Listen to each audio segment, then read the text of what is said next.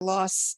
And it was engineer Robert Swink. He had been with the fire department for 20 years. He has 3 adult children, and I believe he was from firehouse number 5. So if we would keep Mr. Swink's family in our prayers and the Greensboro Fire Department.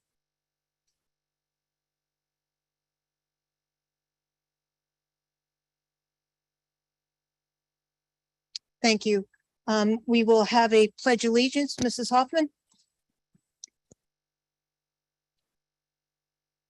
Allegiance to the flag of the United States of America and to the republic for which it stands, one nation, under God, indivisible, with liberty and justice for all.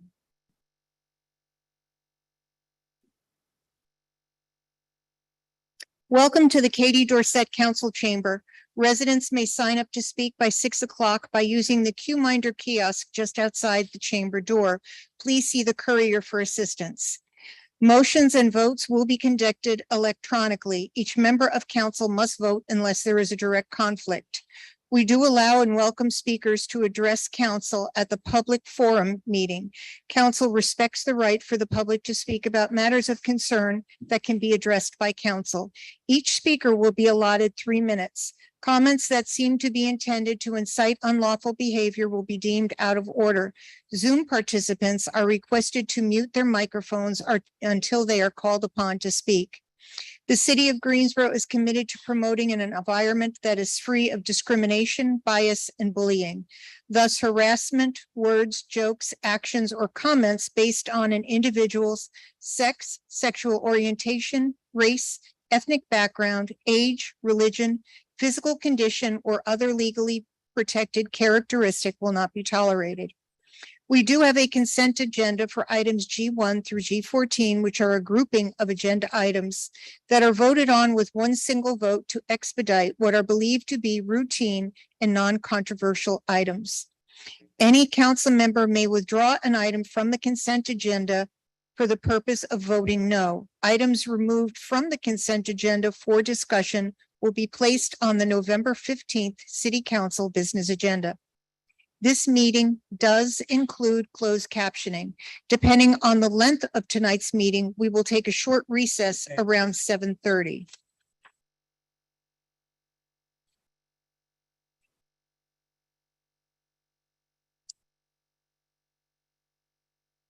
This is the time for our ceremonial items. Item E1 is a resolution honoring the memory of the late Reverend George Melvin Coates. Dr. Wells? And Mr. Coates is in attendance via Zoom. Mrs. Coates. Mrs. Coates, I'm sorry. Excuse me? Yes. And her son. Would you like to read the resolution?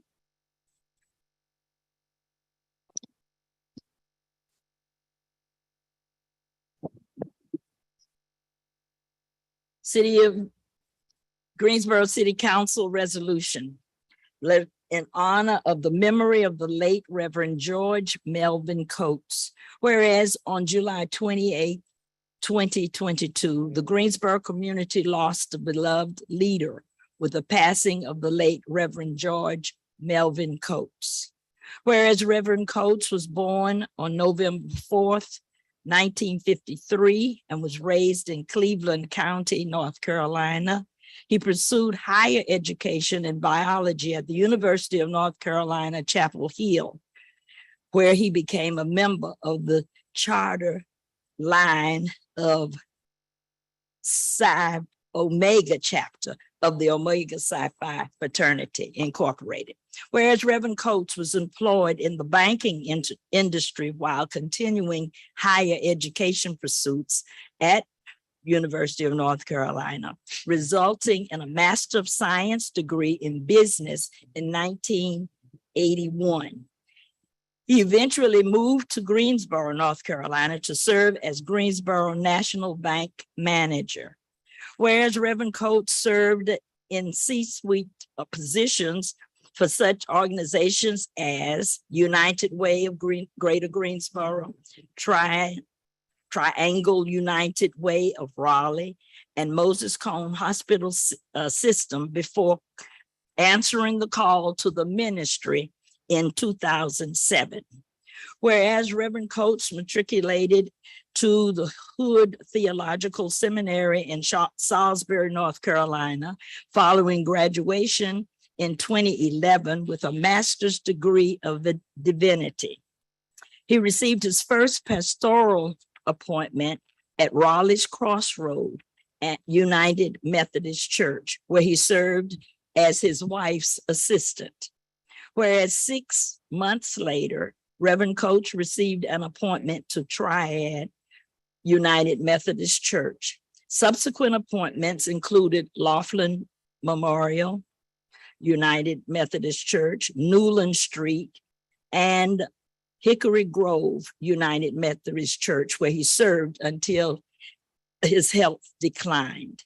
Whereas Reverend George Melvin Coates will be remembered not only as a man of business, but as a man of faith, a devoted leader, and a loving husband, father, and grandfather, also known as Opa. And now, therefore, be it resolved by the City Council of the City of Greensboro that the City Council wishes to express its condolences and offer its sincere appreciation and gratitude for the many years of dedicated service of the late Reverend George Melvin Coates. His legacy will be remembered by the lives he touched and the sacrifices made. That a copy of this resolution shall be delivered to the family of the late Reverend George Melvin Coates as a symbol of the gratitude of the people of Greensboro for his devoted support and contributions to the community. Adopted this the first day of November, year of our Lord 2022. That would be Move moved. adoption. Second. Dr. Wells, if you would, No, no, Is Mrs. Coates on the line? she is on the line. Thank George. Mrs. Coates? She's on the line via telephone right now. We're having difficulty with the video feed. It's saying, waiting to be connected. Okay, I see y'all.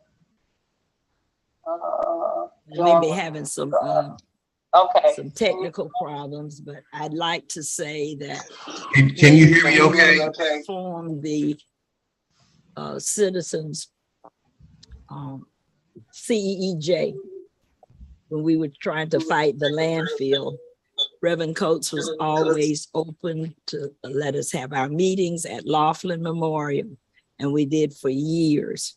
So we will always remember him as devoted to our community. He said the church was a place that belonged to the community, and he always allowed us to meet there. George, can you hear me? Yes. Are you able to get it? Reverend Coates Jr. is in the Zoom, and I've seen it appeared his mother had tried to join a couple of times. I think I'm IT is on. working with production to be able to get You sound. just cut me off, George. Can you hear me? Yes, Mom. If, Hello?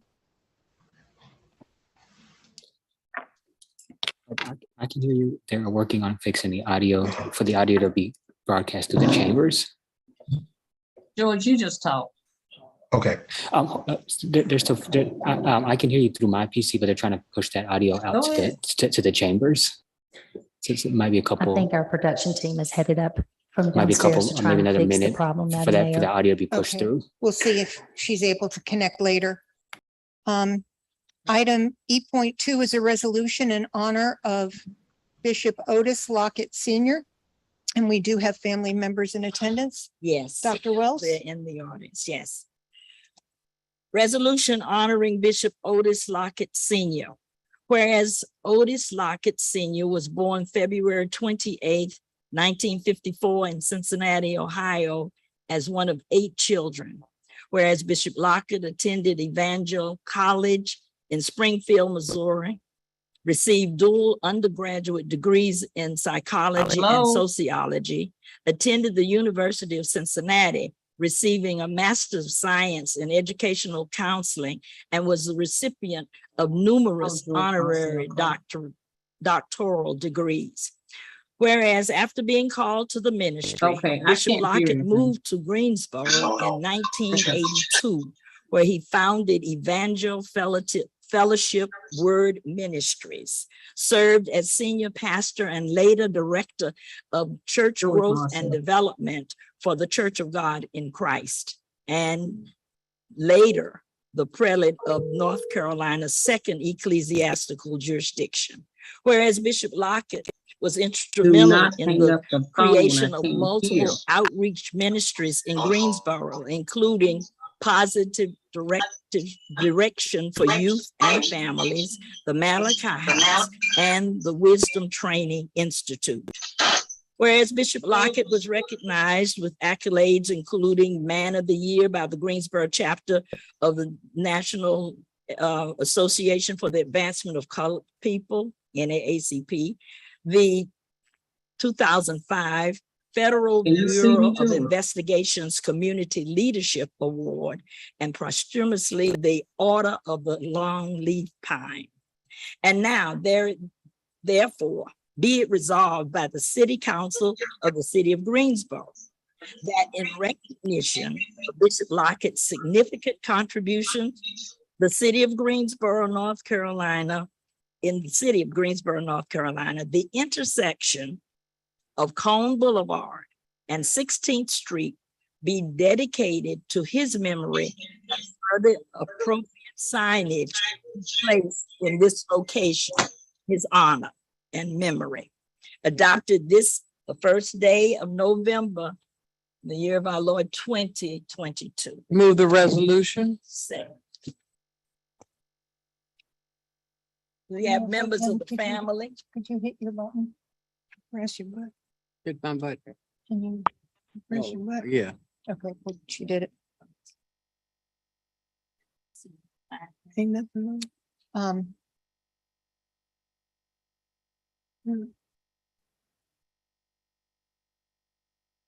So if the family would like to come up and join Dr. Wells? Who's here? This is the daughter of Bishop Lockett, Dr. Bailey Lockett.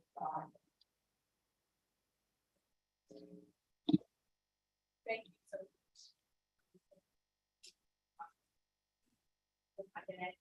In 1982, he was just following God's will, and from that, all of this has followed, and we're so honored to be able to continue his legacy. My brothers have taken over his ministry and are doing a phenomenal job. PDYNF, many of you all have heard of that organization, is doing a great job and has a wonderful initiative to feed Greensboro with the PDYNF Community Garden, the Malachi House. All of these things that my dad initiated are still continuing, and we're just so honored to be here tonight and to continue his legacy. Thank you so much. Thank you.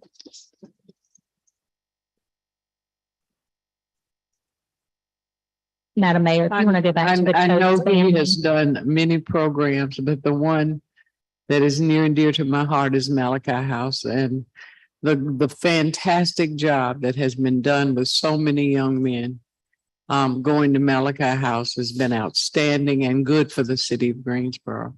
And I'm still thanking him. Thank you. Madam Clerk, do we have someone on Zoom? Yeah. We have the Coates think family Reverend on Coates- Zoom. I think we have that resolved now. Okay. Mr.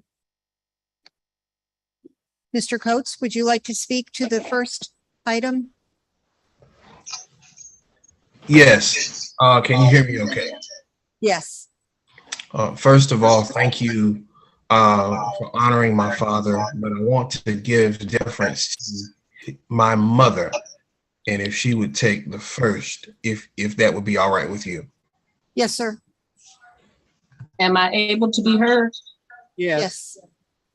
Okay, first of all, I would like to also thank you for the opportunity to just be a part of this council I am in Charlotte, North Carolina, unable to attend the meeting, but I give all my praise and honor to our Lord and Savior, but to this great city council, and you don't know how much I've missed being in Greensboro, but I will be back in June. I'm not coming back up here.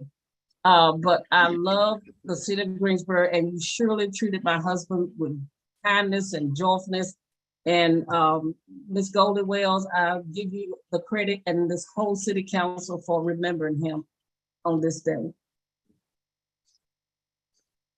On behalf of the entire family, let me say thank you to the entire council, to Mayor Vaughn, to Mayor Pro Tem Johnson, to Councilman Wells. Thank you so much for honoring my father.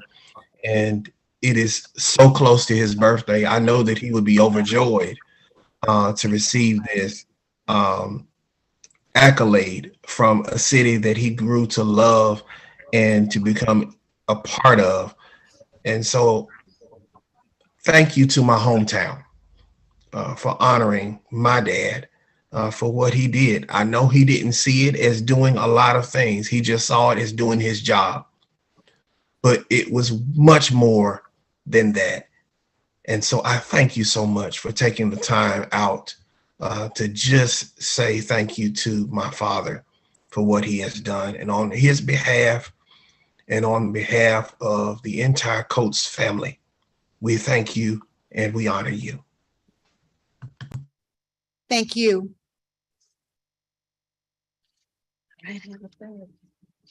Item E3 is a resolution recognizing the centennial celebration of Sigma Gamma Rho sorority.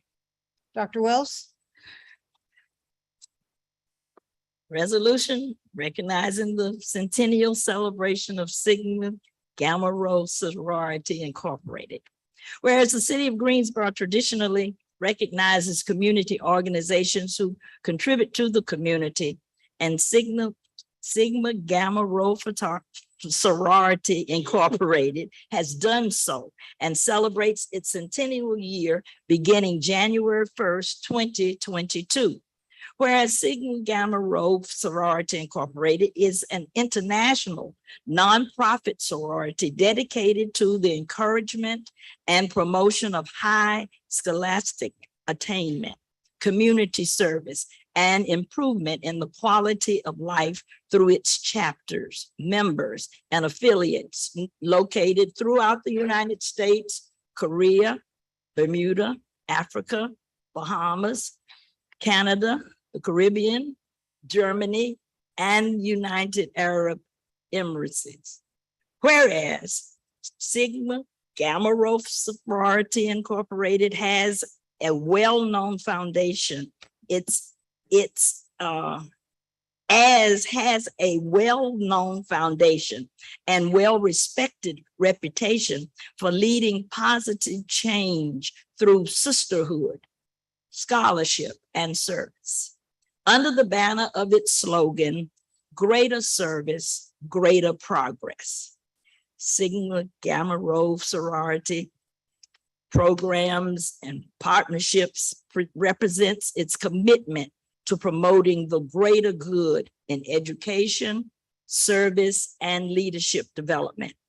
Whereas Sigma Gamma Rho Sorority Incorporated has over 100,000 members in over 500 chapters that are committed to assisting those in need, as well as the betterment of communities around the globe. Whereas to commemorate the centennial year of Sigma Gamma Rho Sorority Incorporated, we would like to proclaim and observe November 12th, 2022 as Sigma Gamma Rho Sorority Incorporated Centennial Day. And now therefore be it resolved by the City Council of the City of Greensboro that it hereby recognizes November 12th, 2022 to be Sigma Gamma Rho Sorority Incorporated Centennial Day in the City of Greensboro. Move the resolution. One more point, that the City of Greensboro We'll move that too. that the city of, that the Greensboro City Council and its residents of Greensboro join in congratulating and recognizing the members of Sigma Gamma Rho Sorority Incorporated and the Delta Sigma Sigma chapter of the sorority for their efforts to work to achieve greater progress in the areas of education, health awareness, and leadership development. Adopted this the first day of November, in the year of our Lord 2022. Move the resolution. Second. Council, please vote.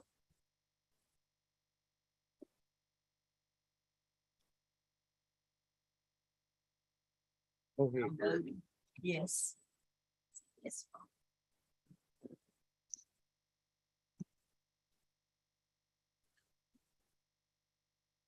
Yes. You see, and one of our deputy clerk is a member of the sorority.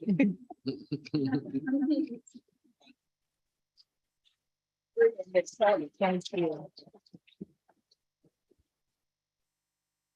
Thank you, Mayor Vaughn, Mayor Pro Tem Johnson, and members of the City Council.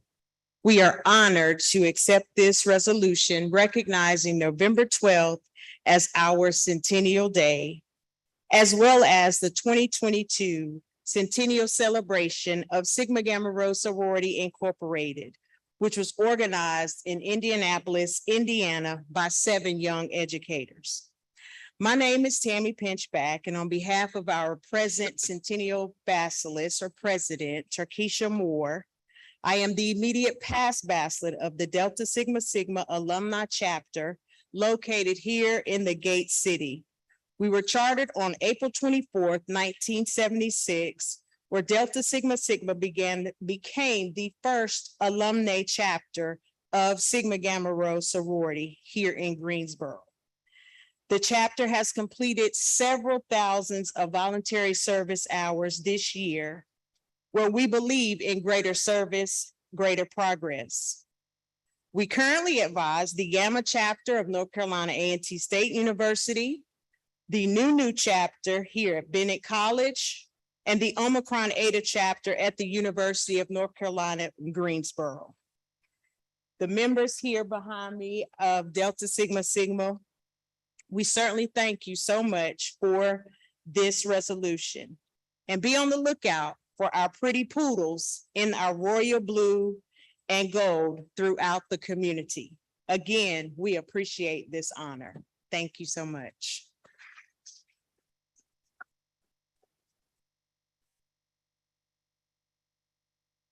I just want to thank you for your service to this community. What it has done, it has improved the quality of life for so many people. I know of your works. I know what you do, and I'm proud of you, and I thank you so much for it. Thank you. Item number E4 is a resolution proclaiming November 15th through December 31st, 2022 as buy local season. Mrs. Thurm.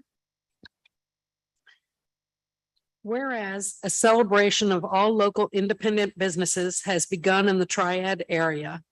Whereas Triad Local First, TLF, a nonprofit organization, educates and advocates for citizens about investing in the local economy and provides networking and other opportunities for local business owners, farmers, and supporters of the Buy Local movement. Whereas independent businesses create wealth by engaging local citizens in the production, marketing, and consumption of goods, as well as contribute tax dollars that are reinvested in the community.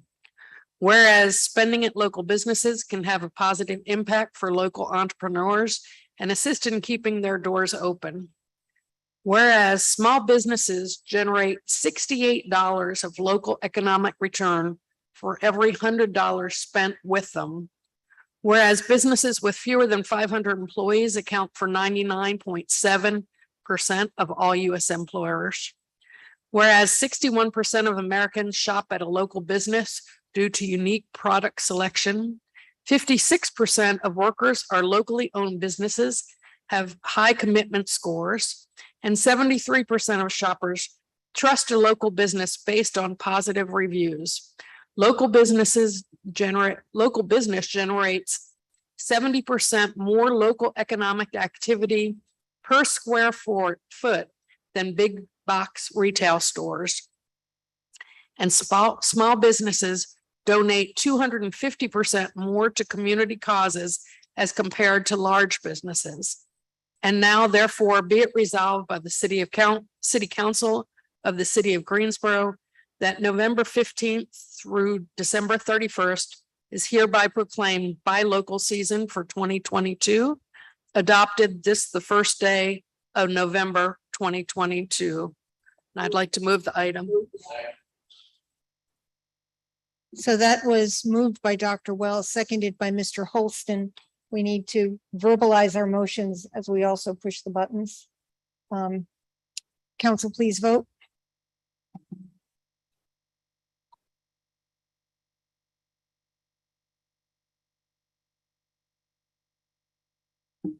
And that passes 9-0. Tracy Furman was going to try to get here to receive this, but I don't think she's Well, made it. Oh, there you go. Sorry. Thank you. Hi, thank you so much. Good evening, Madam Mayor and members of the City Council. could you give us your name for the record? My name is Cheryl Presley, and I am a board member of Triad Local First since 2020. Triad Local First is a nonprofit organization that supports locally and independently owned businesses in the Triad area.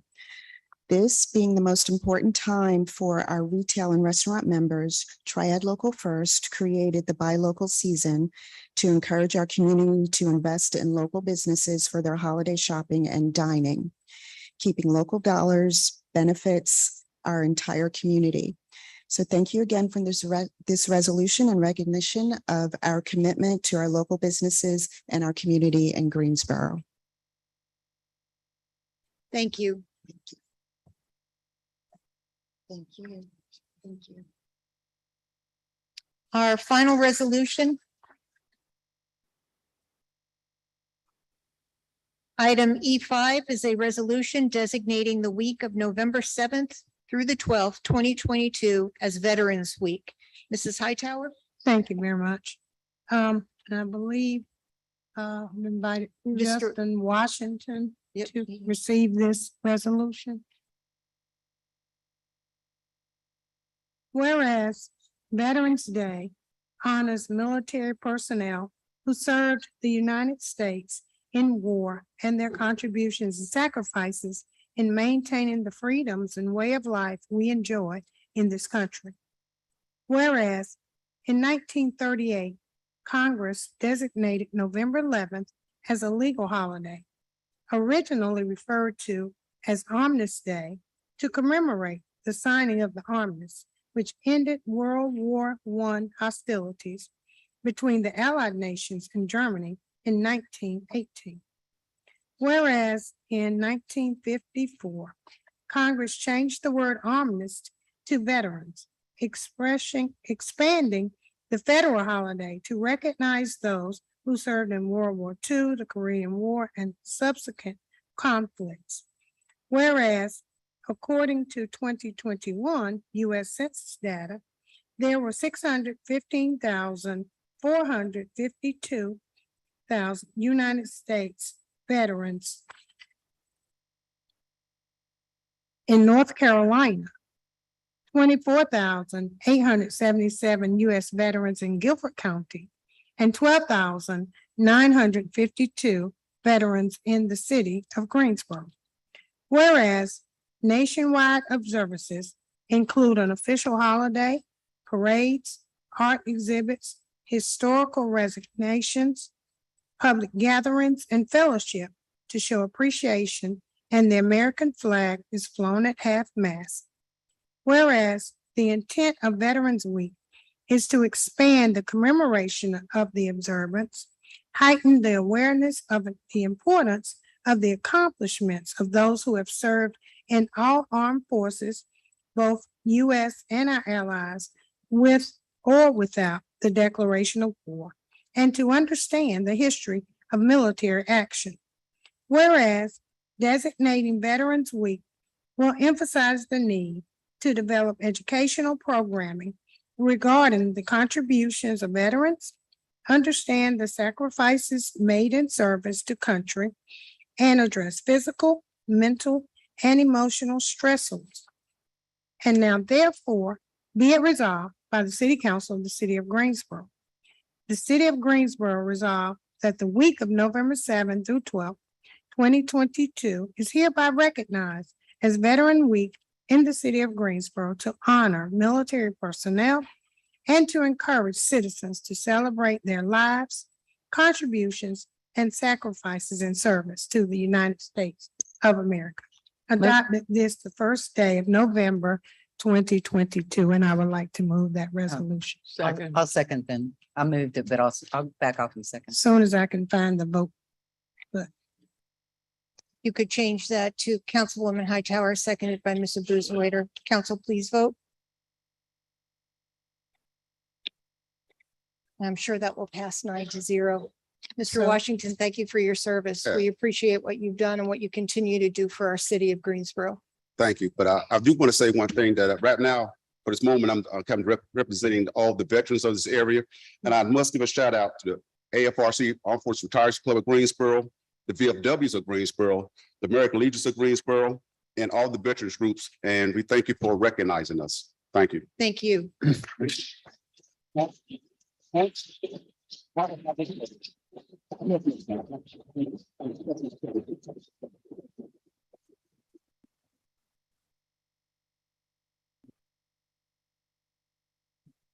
I'm gonna give you a minute in council history. Several years ago, it was a veteran who came and said, I think y'all ought to say the Pledge of Allegiance at every meeting. Prior to that, we were not because we didn't appreciate, but it's just the way things were done. It was those vets that asked us to do it. And that's why we do it today. Thank you. So thank you. And I just want to say that I know Justin came on behalf of, but thank you for recognizing all the rest and thank you for your service and just want to give kudos. Justin has really pulled in a lot of veterans to do things. They cleaned the Maplewood Cemetery where a lot of our veterans are buried in the city. It had been neglected for many years, and he pulled a contingency around with Boy Scouts and community to clean that up in our community. And he does a lot of other things as well, but I appreciate his years in retirement in the Navy and doing things for our community. And I just want to applaud all our veterans. So there is a Veterans Day parade on Saturday coming up November 5th, too, sponsored by the DAV, the Disabled American Veterans that we've been asked to participate in, and I hope that we do. Thank you. Mr. Boozwaiter? Thank you, Madam Mayor. And I also want to give thanks to all the veterans and Justin echo what Mrs. Hightower said about, all of the headstones in the cemetery being cleaned up. It's just amazing to see the before and after pictures. And thank you for getting the young Boy Scouts involved as well. I think that's very important that our youth are involved and everyone who plays a part in that every year. So thank you so much. Thank you. Before we move on to our speakers from the floor, I do want to ask the city manager if you could just give us an update in what occurred today with GTA. Thank you, Mayor and Council. So first off, I would like to extend our apologies to our riding community today for the disruption earlier. I've lived most of my career in the transit world, so I do understand how that can be as a rider. But I also know that we're extending an offer to the riders who paid fares but did not receive any service. So if they will call GTA, we will definitely make sure that they get a free pass or at least credit their UMO card for service. Having said that, what happened this morning was we were notified somewhere around 7:15 a.m. This morning that there was a disruption of service by operators. And we informed Mayor and Council right about that same time, and then sent out communications via media release, social media. And then we also looked at different transit applications we had out there to push out information. One thing that was good, though, was that we made sure that our Access GSO, paratransit services for seniors and for disabled residents, continued service as soon as possible. And then the 7 routes, as well as the heat routes for our higher institutions, continued operations. So by 10:30, we were able to resume services on a number of these fixed routes, but all the routes were ultimately restored by 11:30 a.m. So I don't want to get into the details of the discussions between the vendor, RATP Dev, and the operators and union. But what I can inform you and our audience is that their corporate leadership immediately engaged with operators to understand their concerns, and the concerns centered around misunderstanding about medical benefit costs. So it was the first day of open enrollment, which is supposed to be effective January 1st of 2023. So RATP Dev will provide benefit experts who will be here on site again tomorrow. I think the corporate leadership was here today, but the benefit experts will be here tomorrow to answer additional questions raised by operators. Going forward, we can never really predict that there will be no disruption, but we want to minimize it. However, though, communication is going to be very important going forward in advance of something like this happening. So we will be working with RATP Dev, and we've already reached out to them that consistent, immediate communication is very important when issues like this arise, ahead of issues like this arising. It's not acceptable for us to be hearing about this at 7:15 a.m. when people are going to school or people are going to work, or those who have medical appointments have to be there. And so we're also having conversation with them around establishing some emergency operations protocols that we will be able to understand and be able to follow that together. We believe something like that currently exists, but apparently it wasn't really followed the way it should be. We have a very good vendor. I've worked with them in my previous work in Charlotte. So I know that this is not something that they also would like to see happen. So working with them will make sure that in the future, we push out the messaging earlier. We can also maybe provide some emergency support services for people so they don't run the risk of losing their jobs or having a medical emergency because of the situation, or even getting late to school or missing classes. So that's really what happened today. And going forward, we just make sure that communication is better between us and the vendors and operators. Thank you. Thank you. We will now move on to our speakers from the floor on non-agenda items. All speakers are allowed up to 3 minutes to speak. We do have a number of speakers signed up. Our first 2 speakers are on Zoom, Addie Carson and Dr. Angel Ahmad. Ms. Carson.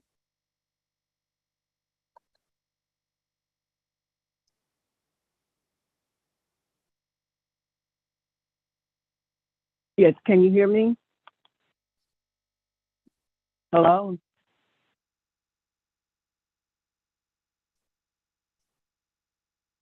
Hello?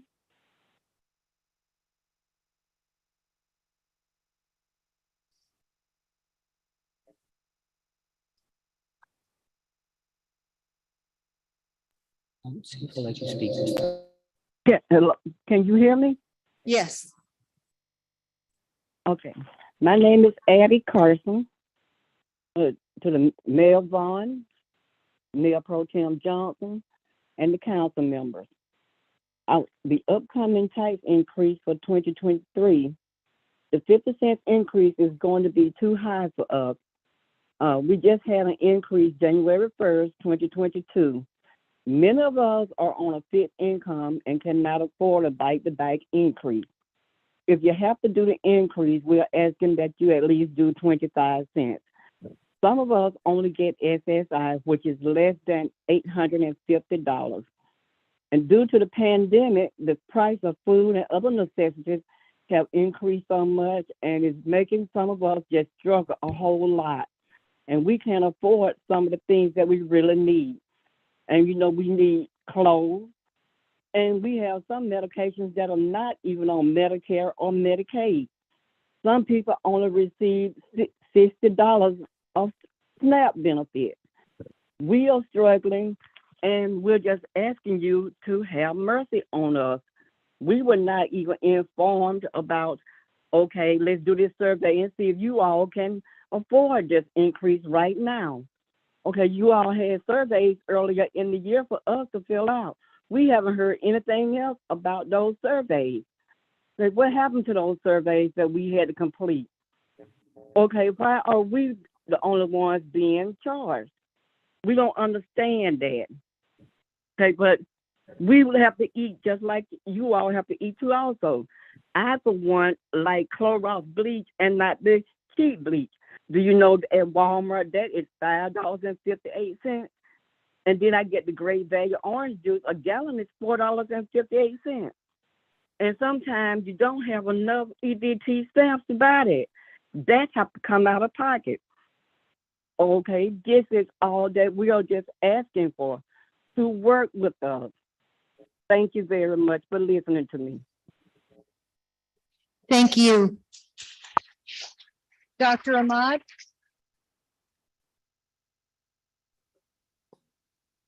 Hi, good evening. Can you hear me okay? Yes.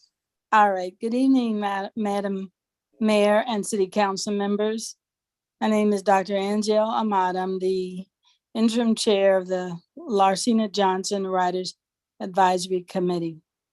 I also wanted to speak on fares. As mentioned, this year in 2022, we had an increase.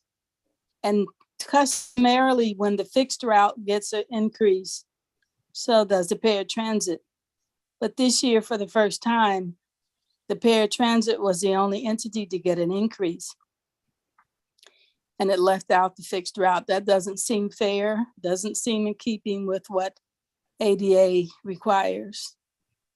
When the decision was made to increase the fares, we were living under different conditions. But now things are very different with the inflation that's touching everyone's lives. And the increase is by 50 cents, but if you go out, you have to come back. So it's $1 every time you step out of the house. And for people on fixed incomes, that's a real challenge. People are balancing things the best they can. And in the past, when we've had a stepped up increase, there was a time where we worked with the city, we had an increase of only 25%, 25 cents, stepped over several years. And so it allowed people to make a fair contribution, but in a way that didn't break their budgets. So that's something to keep in mind. You'll never be able to make the money you need to make because of how ADA has set up the structure. It's always going to be in the red because you can never charge the full value of what it costs to transport people in these vans. It's very expensive compared to a fixed route service. And so the notion that you could somehow fix it by continually increasing the fare year after year is it's wrong-headed, I think. So, 30 seconds. There's a little time to still consider this before the new year rolls in. I hope that you all will give that some reconsideration. Thank you and have a good evening.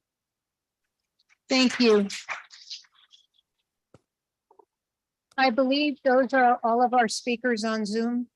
So our first three speakers will be Philip Marsh, Valent Bedez, and James Rosa. After these three speakers, we have a number of people signed up for the Safe Streets campaign. And we will call on those in the order they were signed up, or if you have an order that you would like people to approach the podium, that's fine with us. Just make sure you give us your name and please don't repeat points.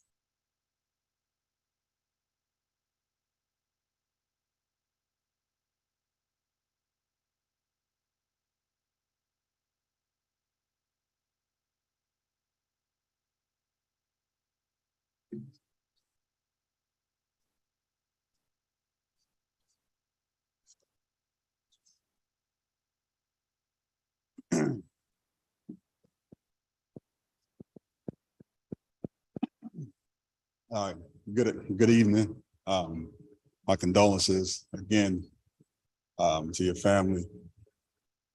Stopping in to talk tonight about this project that was completed over at Random Woods.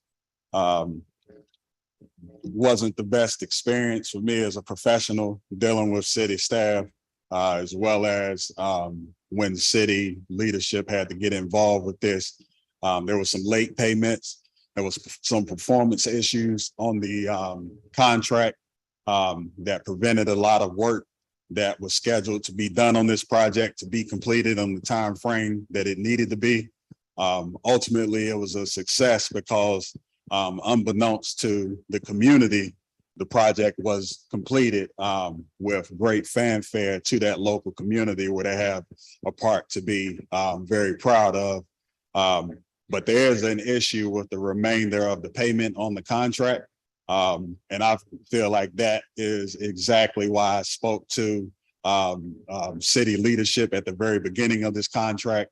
I understood what the issues would be, and we're at those issues because of my experience doing these projects. I feel in Greensboro, we still don't have the necessary interest in having a top scale creative community here. I put that blame on Creative Greensboro, as well as the Creative Task Force, as well as the Creative Commission. We have too many mediocre people in position that do not understand, what we're trying to create here in this city. I've worked very hard to create a name for this city with the art that I produce in this city for public art. And I feel that that's very unacceptable. When I first met the city manager and some of his listening tours, he spoke about, customer service to community members, had a negative experience with this. And again, we have to understand that a lot of times we become our own worst enemy with the things that we try to do in this community.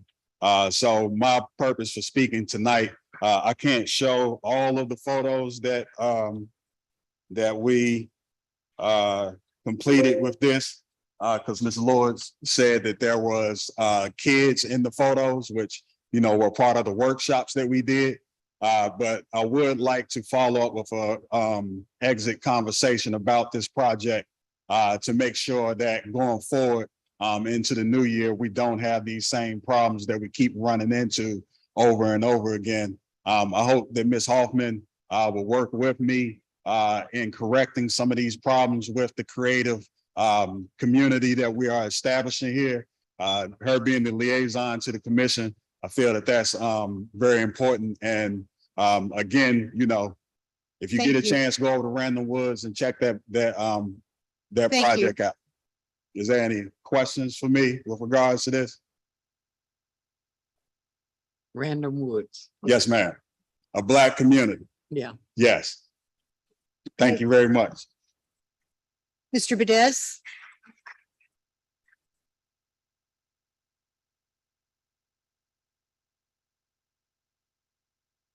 Good afternoon. I'm Bülent Bedez. I live at 808 Lexington Avenue. I've been a resident of the city of Glenwood for the past 50-some years. I moved into my house at Glenwood in 1976. And for many years hence, I have dedicated my whole self, body and soul into trying to do good for my community. I had a great vision. I had plans, and unfortunately, down the road, things got derailed, and we are where we are today, and I'm very, very distraught with what is going on. Financially, emotionally, it has affected me very, very deeply. It has affected my family. And I just want to bring it out in the open. I'm hoping that this matter gets some attention, because it's not just a personal matter, it is a citywide matter that's of very serious consequence. There are two main issues. One is the expansion of UNCG into the Glenwood neighborhood.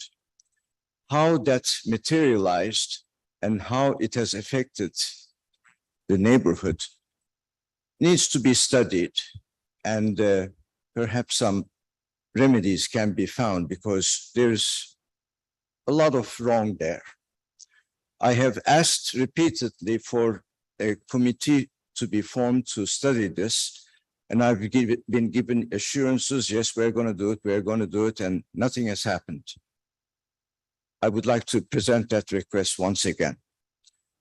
The other one, which is very closely tied to the UNCG coming into Glenwood, is the issue of the demolitions that's happening, especially in District 1 and District 2. There are more than 100 homes on the city's demolition list.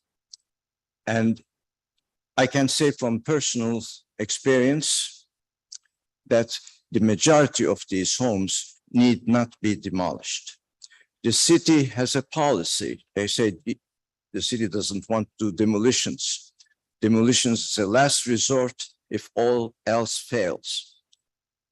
However, one structure after another is going to the dump, and this needs to be attended to. Somebody has to check into that. I have asked repeatedly to get a review, but so far nothing has happened. Thank you, Mr. Bedez. Are there any questions? No, thank you, sir. But I do have a question for city manager. And I hear Mr. Bedez's comments. So can we look into that? I'd like to know that. I don't know of what expansion he's speaking of in the Glenwood, because they do from UNCG, because they do have an agreement with Glenwood not to go so far, and that's where they are.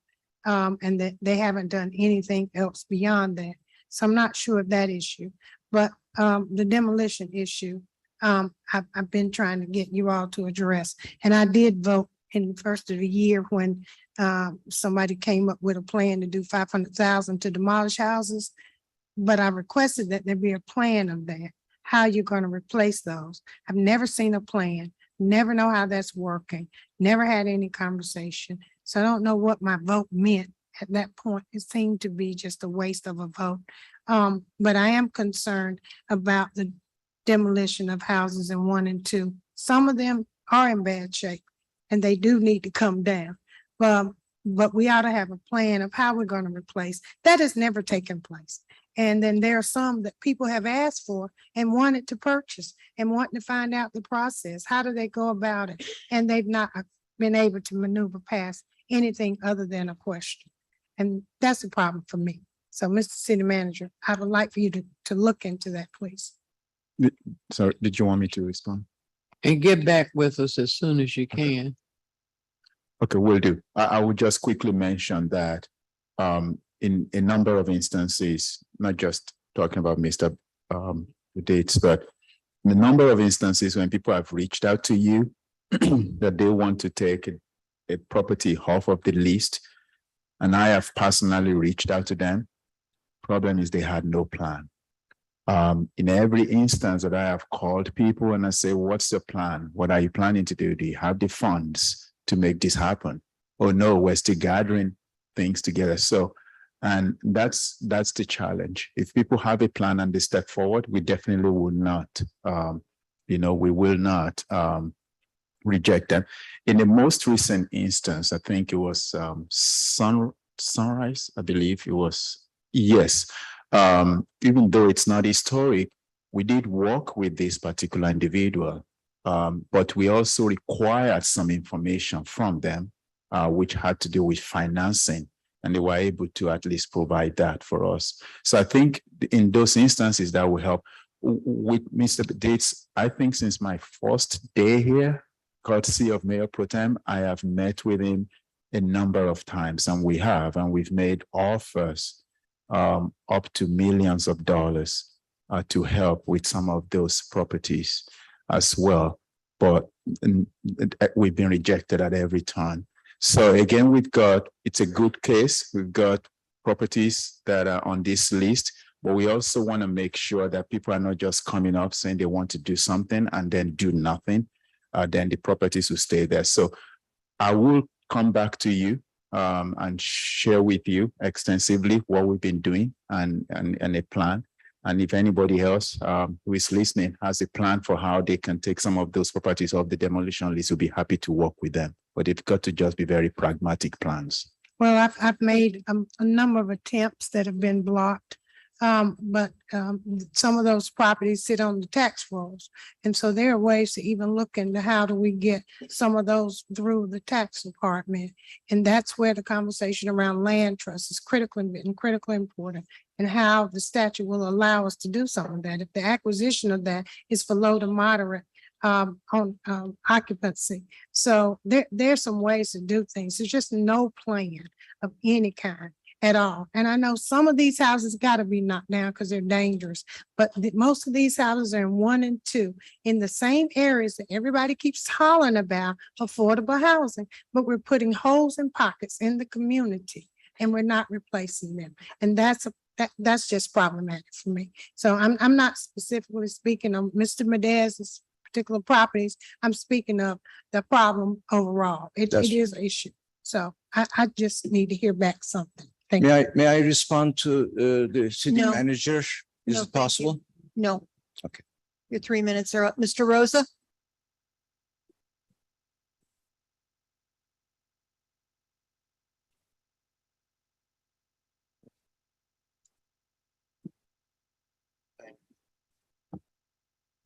Good evening, Madam Mayor, Mayor Pro Tem, City Council members. I am James Rosa, the Executive Director and Co-founder of Rosa Foundation.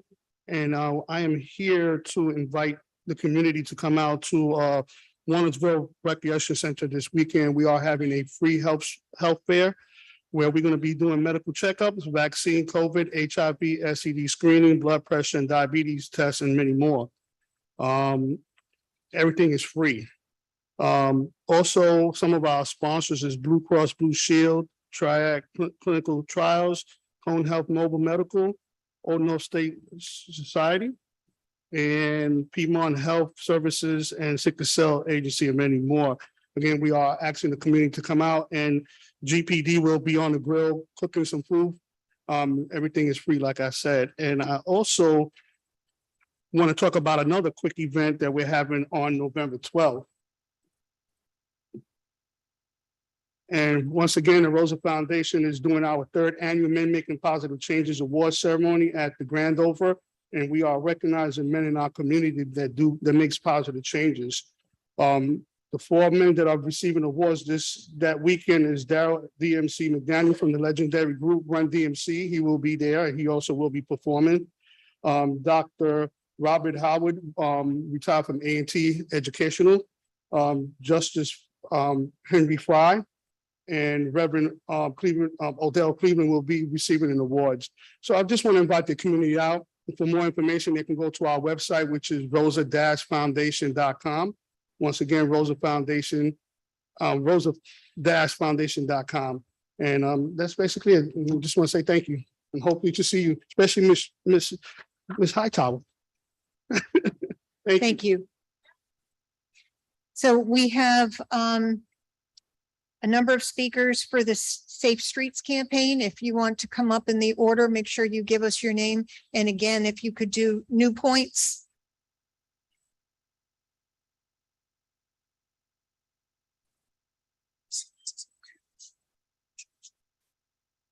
That's fine. I can catch that.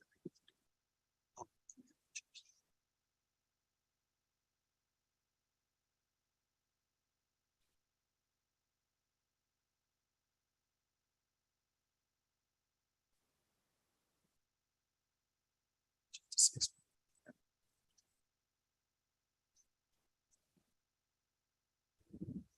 Evening, City Council. My name is Terrell Dungy. I'm a community organizer with American Friends Service, and I am here today to recognize the work of the neighbors of the Old Asheboro Arlington Park Safe Streets campaign. We've been organizing with neighbors in Old Asheboro and Arlington Park for over a year now, and we have had hundreds of conversations with neighbors to hear what the experience has been like in the community and what they want to see change from them. We've heard concerns of gun violence in the community, the speeding up and down the through streets between Bennett and Elm Street, and also a frustration with the little being done when those concerns are brought to members brought to someone from the city. We've also heard from a lot of neighbors that were excited to do something about some of these issues today. Today, we have a lot of those neighbor members with us. Together, we have been able to put on events to bring community together, talk through the issues they see and experience on a daily basis, and organize to see what they could make possible when neighbors come together to be a force of change in their community. This evening, I want to recognize these community leaders and all their neighbors from the Old Asheboro Arlington Park neighborhoods who together put their time, talent, and treasure into their Safe Streets campaign to help bring attention to the dumping and bulk trash in the community and getting the city to actually put resources to cleaning up these areas, as well as neighbors picking up over 500 pounds of litter in their community. It gets better. Wait a minute. Over the course of 8 weeks, they have also been able to collect over 150 signatures from neighbors in the community, bringing Councilwoman Goldie Wells and Councilwoman Sharon Hightower to the community and have them agree to bring the Lovely Block program to the neighborhood. And on top of that, they organized 100 neighbors and supporters to actually collect all the dumping and bulk trash in the community. And they are reporting, and after that, we're reporting the results of the Lovely Block event to the city. The city has actually kept in contact with us and helped in cleaning up over 15 dumping sites that we've identified back to them. And that's because of the work of us being on the ground and in the community. This is the kind of civic engagement we hear the city call for when there is a spike in crime and homicide. And I want to commend my neighbors for their work to building our communities back up. I hope the city recognizes these leaders as they have many tonight. These are people who are ready to see the change and are willing to do the work and continue to support our Old Asheboro and Arlington Park neighbors and other community works to transform our city into one where everyone feels safe in the streets and they can live a thriving life. So thank you. Hello, my name is Carolyn Rankin McNeil, and I live in the 1000 block of Martin Street. At the recent Love Your Block event, my focus was on having a sense of pride for my community, which include elders, children, and all families in the neighborhood. I want to brag on one neighbor, the Hightowers, because they came from the sidelines and reached out for this event. That showed me how interested they were in helping our community stay safe. I believe that investing in our neighborhood is more possible for great change because it builds power and commitment. City Council, I want you to know that this isn't the last time you're going to see me in the neighborhood, because we are determined to focus on reducing trash and dumping, gun violence, and have a sense of pride for our children, elders, and family in our community. And we will need your partnership to make this happen. Thank you so much. Thank you.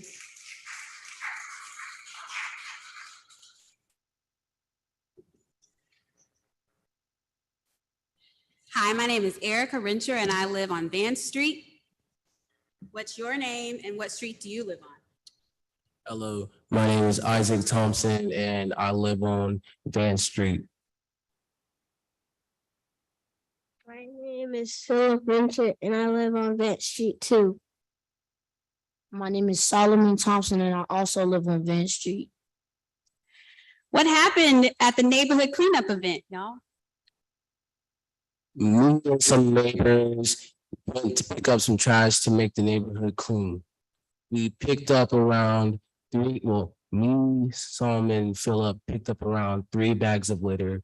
The reason and why I felt like doing it was because it was to help the neighborhood and it made me feel like I was a part of the cause. And why was this a good event for you? Because we got a chance to clean up our community and make sure that the place is clean. Nobody wants to live in a dirty environment. And how does it make you feel that that the neighbors and the city work together to clean up dangerous trash piles in your community? It makes me feel pretty good because we got it done and we worked together to do it. And so what's one thing that you can brag on each other about from the event? Philip was a great person to work with. Solomon ate more biscuits than me. Both of them looked better than me and picked up more trash. And what's one thing that you want to make sure that the city council knows about your community? It's clean. That me and my friends in the neighborhood don't litter. If there's something that needs to be done, me and my neighbors will do it. I want the city to do better about picking up trash in places where we don't know who put it there. We need to make a change. Join us and let's make a change together. We need to make a change and make everything better in our community because it's not good living in a polluted, dirty place. And that's one thing I want y'all to really know about me. Thank you.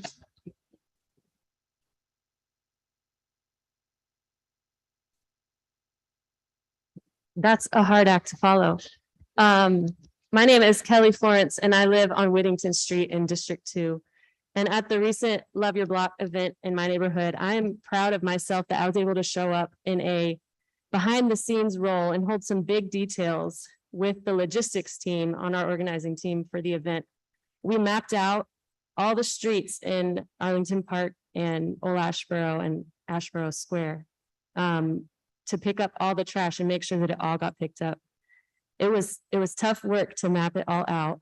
But we made it work and we wanted to make sure that we could pick up as much trash as we could. I want to brag on one of my neighbors, Ty, who I saw shine when they held a lot of the same details that I was and still showed up to the Love Your Block event with their whole family and their church members. I really love that Ty did that because it showed that Ty is not only committed to working together for positive change, but also bringing along those who matter most to Ty. As a result of me and my neighbors coming together to build safer streets, I believe that making meaningful change is more possible for me in my neighborhood. I'm committed to continuing to organize and build power with my neighbors because we and our homes, our streets, our neighborhoods deserve to thrive. Ms. Sharon Hightower and Dr. Goldie Wells, thank you so much for coming to the neighborhood and for partnering with us to bring Love Your Block to our neighborhood. And City Council, I want you to know it's not the last time you'll see me either, me and my neighbors, because we are determined to keep listening to what neighbors want and need and to showing up together. And we'll need your partnership to make that happen. Thank you. Thank you.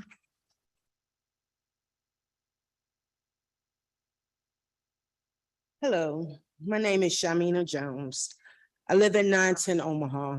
I've been there for about 8 years. I'm a mother of 10. I'm a homemaker.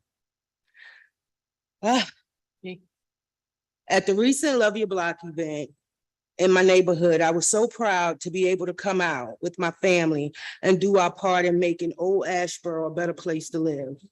I also want to brag on my neighbor, Miss Linda, who I saw shine even though she was in pain and going through a lot.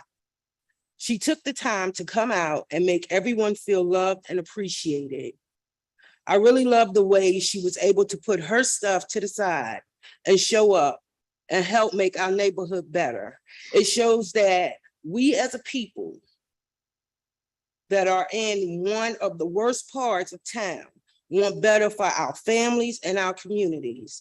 And as a result of my neighbors and I coming together to build safer streets, I believe anything is possible for me and my neighbors. Because City Councilwoman Goldie Wells and Ms. Sharon Hightower, stuck to their words. And we thank you. We are so appreciative, so appreciative.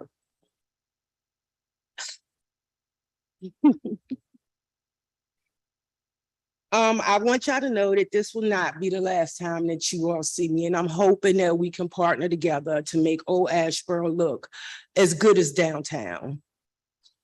We deserve that much. Thank you, and y'all have a good evening.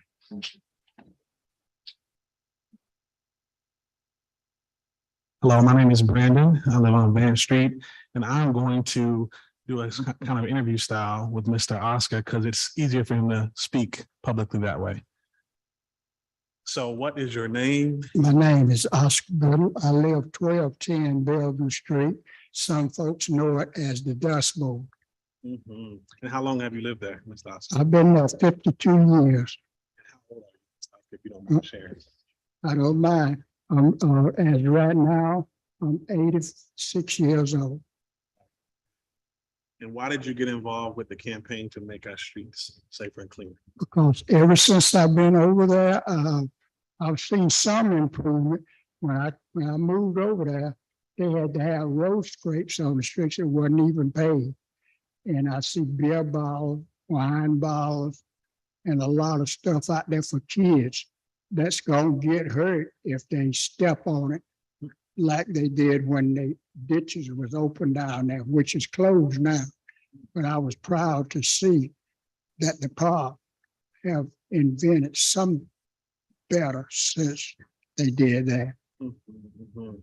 And why are you proud of your neighbors coming together to clean up the streets? I'm proud of the neighbors because I was a workaholic when I was working, and I didn't know them as well as I do now.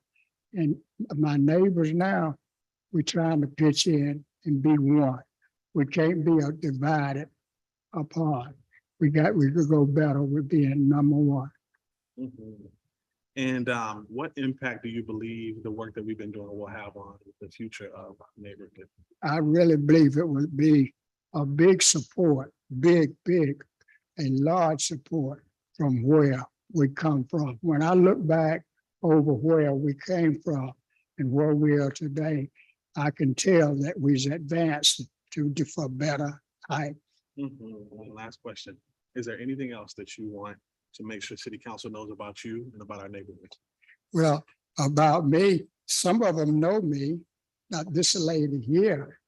I've had breakfast with her several times. She might not remember me, but I would say this won't be the last time you see me up here. I will be back. Thank you.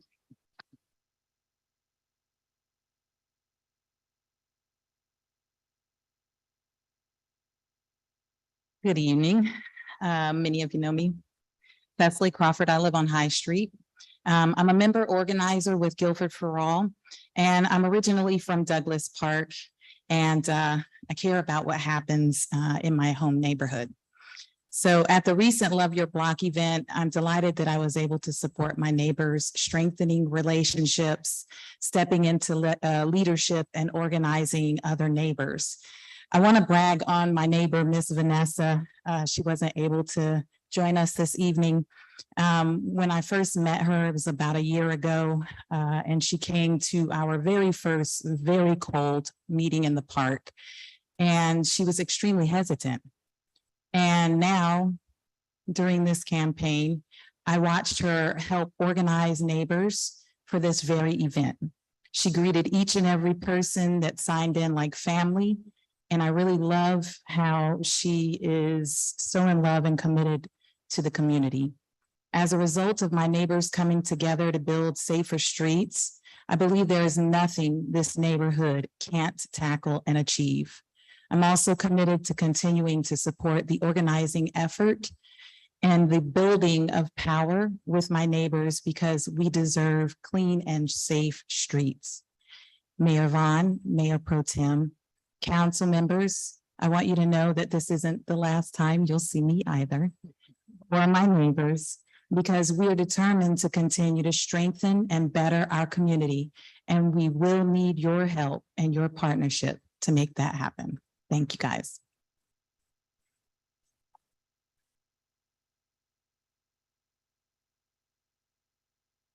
Good evening. My name is Esther Jope, and I live on South Mendenhall Street in District 4. I'm a community organizer and proud member of a grassroots organization, Guilford for All. I'm proud of knocking on doors, talking to neighbors in person and on the phone for the Safe Streets campaign in Old Ashboro and Arlington. Dr. Well and Mrs. Hightower came out to listen, see, and respond. The recent Love Your Street event to clean out dumping station, trash streets throughout the neighborhood is a tangible result of our collective efforts. I want to brag on one of our leaders, Brandon Branches, who is instrumental in designing, preparing, organizing, and leading this campaign. I really love his commitment, energy, humility, and most importantly, his unique ability to connect, attract, and inspire people to join the movement and stand up for a change in safer streets. I'm committed to continuing to organize and build power for my neighbor for safer and cleaner neighborhoods. It is the job of the administration to support all parts of our city and its people equally. I implore you, dear council member, to work with us. Thank you.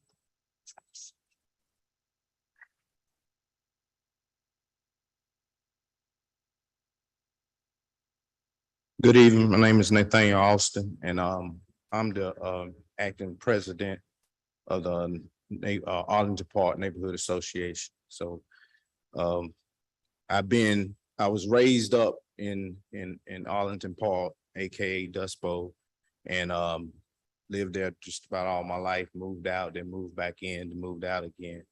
But I became the president about 3 years ago.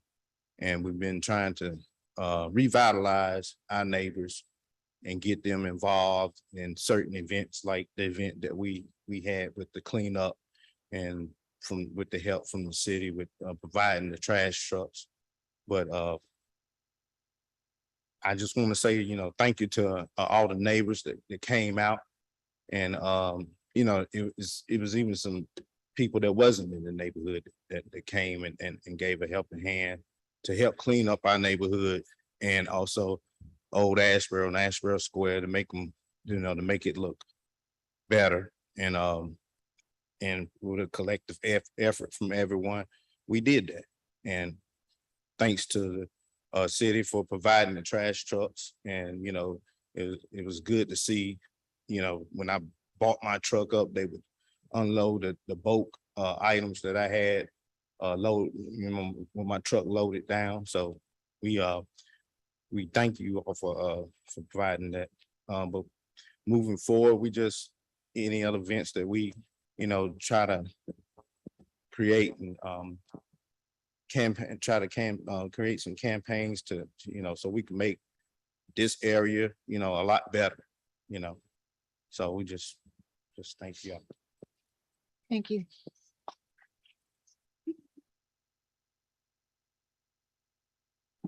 Good evening. My name is LaDonya Black, and this is my sister, Brandy Black, when we are the grandchildren of Miss Mary E. Black.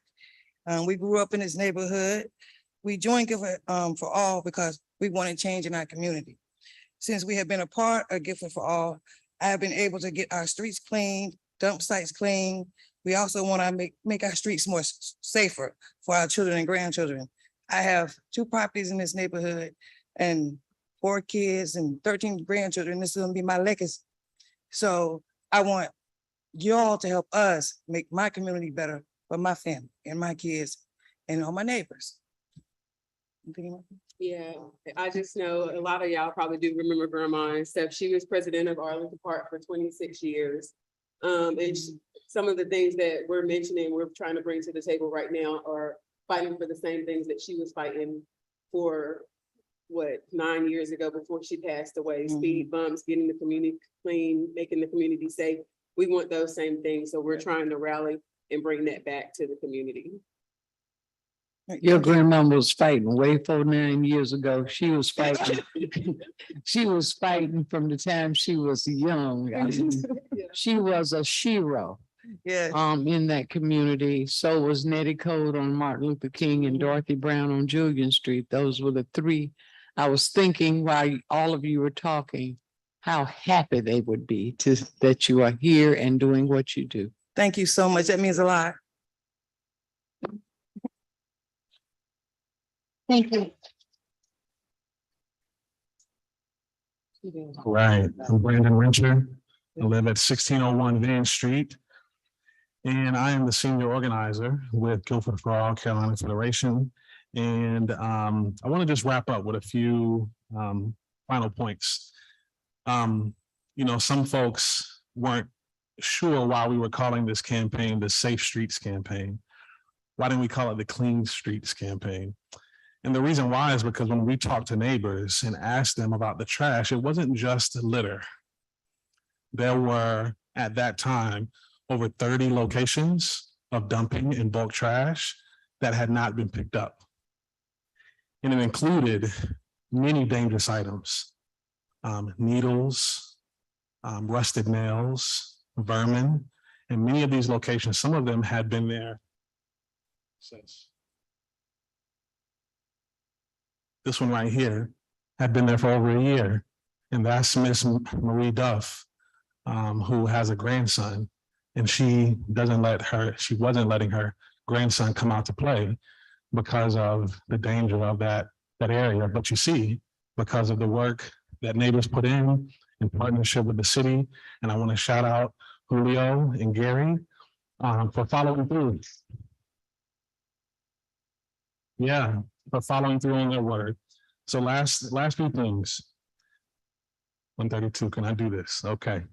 I want to celebrate the devotion and the resilience of my neighbors. You have fought through many obstacles to step into this moment to lead our community. Others may look at our community as a problem, but it is neighbors like you that are the solution.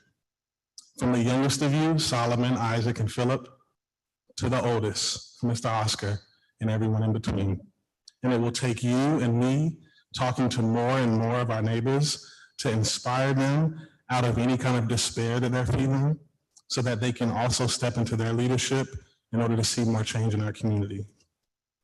Second, I want to thank Dr. Goldie Wells and Ms. Sharon Hightower for affirming neighbors' concerns and saying yes to our request to bring city resources to clean up our streets. And this is important to point out, not only for one event, which was the Love Your Block event, that's important, but also to provide the resources and encouragement that city staff like Julio and Gary needed to complete the job of cleaning up the remaining dumping sites and bulk trash sites. And there were 20 of them that neighbors reported to the city. And finally, trash is only the first issue. We are prepared to continue to organize to seek the changes that we deserve. What matters is we want you to know that we are prepared to continue to organize, to build the power that we need to see change. And this last point is this last thing I'll say. We want to build the kind of community where we are safe, where our dignity is never in question, and where everyone regardless of how much money they have, can live decently and with respect. Thank you. Thank you.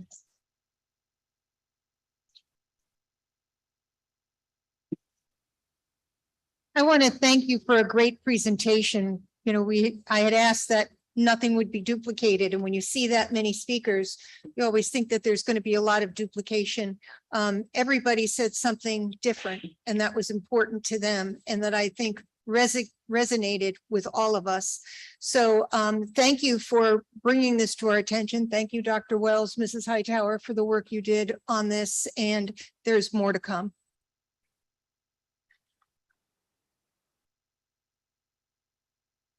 So I want to say publicly, thank you all for coming. Thank you for starting this initiative. You are absolutely right. We need to make sure that all the city is clean, but this particular area is clean. And so Love Your Block is designed to do just that, just to start, but to take it more and further is what we have to do as community and city together. And so I appreciate the fact that you asked me to even be a part of this. You all did the work. It's fabulous. And the organizing is great. But I will tell you that when I got here today, I was depressed because I look at my community and I don't see it moving the way it should. The abandoned houses, the dumping, the trash, the jobs. People are not being treated right. But tonight you give me hope that we can do better and we will do better. And I pledge that to you to make sure that all of District 1 and 2, those are the areas that have the most problems, are better than ever. Yes, we put money in other spaces, but we must put money in your space. And Love Your Block starts that. I thank Julio and William Brown and Gary for organizing, but the workers who come out on a Saturday, and let me say they volunteer to work. Yes, they get paid. So we need to continue to put money in Love Your Block so that not only we doing them, we need to do them every week, not just every once in a while when we feel like there's money. We need to do it every week because that is the way we're going to start to make a difference. So I really appreciate what you all said tonight, but just know you're right. This is not the end. This is only the beginning.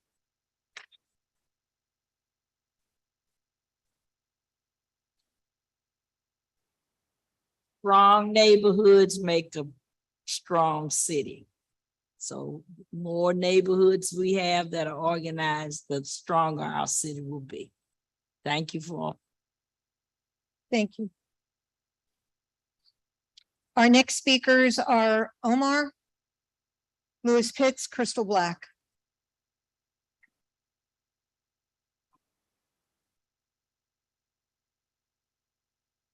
How y'all doing this evening? Good. More or less, I'm up here because I pretty much wanted assistance in moving forward with sustainable efforts within Greensboro. I'm also in District 1, and I tried to initiate a few things. However, it seems like things really die down quick when it comes to sustainability. I'm seeing a lot of funds that are driven towards studies, but not solutions. And that's problematic for me because I'm saying that all of these people specialize in their areas and can't come up with solutions. That tells me that solutions aren't meant to be of discussion. It doesn't add up. It doesn't make sense. And I definitely would like to initiate all that needs to happen in order to remove the red tape for sustainability to actually take shape within the communities. It saves money, it creates opportunity, but for whatever reason, it's not the focus. And all the money seems to go to corporations that come into the area and pretty much hog the resources. It's not adding up. And it seems very intentional. that's pretty much what I have to say. I don't know who I need to be speaking to at this point because things aren't getting done. Any suggestions? Well, Omar, exactly, I know you were trying to put solar panels in your house. I know that part. But I think I pointed you to the sustainability. Yeah, they really didn't What quite know. happened to that? They didn't quite seem to have direction. Everything seems to be a study. I'm like, if you don't know what you're doing, say you don't know what you're doing. But how is everything a study? The solutions exist, but it always turns into a study. And then I'm looking on the board and I'm seeing how there's money allocated for studies for every district, but no real solutions. The fact that most of the city streets don't have a sidewalk, like, is it really a problem for folks who actually enjoy walking? Like, it's not adding up. But I'm here because I want to see solutions, not a whole bunch of studies, not a whole bunch of titles, actual solutions. So can we connect him? The sustainability officer, don't we have that person? We do. We can get his contact information and connect them. Okay. We can connect them. If we'll Okay. get the contact information, I'm sure Gary's happy to get contact information. So we'll, yeah. And we Dr. have- Dorstein would be happy to sit down and chat. We have a sustainability officer person assigned. That needs, you all need to sit down and talk. So can you make sure you left your contact, Omar? I have it if you didn't, but I mean, so we can connect you I two. would very much like that. Okay, okay, all right, we can connect you. Thank you. Yes, sir, thank you. Louis Pitts, followed by Crystal Black, followed by Cheryl McIver. Attorney Pitts, when you finish, I have the numbers that you want. Thank you. Thank you, Madam Mayor. Good evening. My name is Louis Pitts. I live here in Greensboro. I want to also talk about what appears to be an out of control bureaucracy with larger implications, but I want to talk about one case. Karen Martin, very quickly, because I don't have much time. 70-year-old woman buys a small piece of land way out Summit Avenue in the city limits and is planning to build a small house, wants to have solar, wants to do it right, maybe as a model to be affordable housing. Illnesses strike her. They still involve her. COVID comes. She takes some interim steps. She builds a little metal frame tent-like structure. She builds a wooden shed that's 12 by 12 with 2x4 studs. You can lock the door. Those facilities are her shelter and storage and living in her car on her own piece of property. She's not holding parties. She's not firing guns. She's not an eyesore unless those are deemed that. Then here for several years, she manages that way. Here comes the city bureaucracy and alleges that she's in violation of code because you can't have an accessory structure unless you have a principal structure. She doesn't have a principal structure. Seems to be a nitpick. I attended that Board of Adjustment hearing with her, as did some of our colleagues. Your appointees on the Board of Adjustment actually felt the same way I did. They asked questions after hearing the city's presentation and said, if we find her in violation, what about demolition?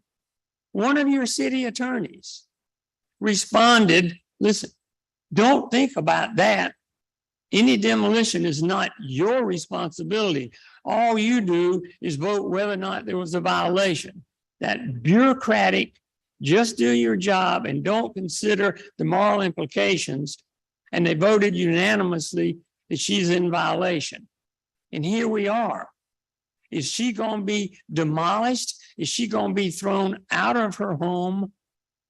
Now, I can understand it's called a Board of Adjustment. I'd like to think that means they can make adjustments. This is a case where you are the elected governors of this city, not the city attorney and not other people. Remove that ruling.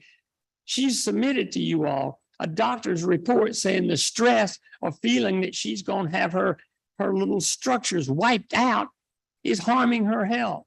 And her living there was not harming a soul. What are you going to do? Don't pass the buck. We are watching. All of these issues that you've heard need your value-based leadership. Please. Thank you. Thank you. Crystal Black.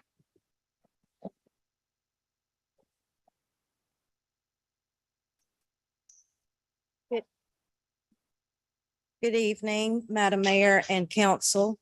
I wanted to start out by saying I love to hear the positive comments about Love Your Block, as hard as we worked on getting that established. I am here today with some concerns, and they're really to address council, but they are about staff. And so we started in having a conversation with the city manager's office about a contracted service with McAdams firm that was supposedly to help Southeast Greensboro with some concerns that we've had. This initial conversation started in March.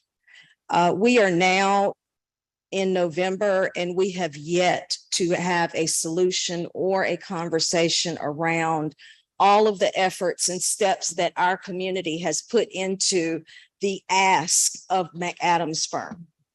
We have reached out to the city manager's office numerous times without response. The responses have been more delays. I reached out with an email on 8/31, was delayed. I reached out again with another email requesting for a meeting on September 10th. Did get a follow-up about setting up a meeting. However, a meeting was never set up, and that was supposed to be done. We asked for, the last conversation was on 10/8. We asked for a meeting. And this is just to discuss all of the efforts. And I know some of you have been to our events that McAdams firm has put on. We put a tour on for them. We've met with them for several hours. And yet we have not been given any feedback from the city manager's office about what is going to come of Southeast Greensboro around this money that has been spent to help our community. We've also reached out to the assistant city manager's office, Assistant City Manager Trey Davis, to find out about the report that the fire department put out of the inadequacies of being able to respond to the calls in Southeast Greensboro. This is also the case for GPD. But yet when we go to zoning, we've reached out to Sue Schwartz. They tell us that this meets the zoning safety requirements. We cannot get answers, and we have tried. I can provide you with all of the numerous emails that we have sent to this office to try to get resolution about Southeast Greensboro. We've been here, we've talked to council members. We don't know what else to do except to come here at every public speaking time and share our thoughts and discuss who exactly is avoiding the conversations. Mr. Manager, how soon can you meet?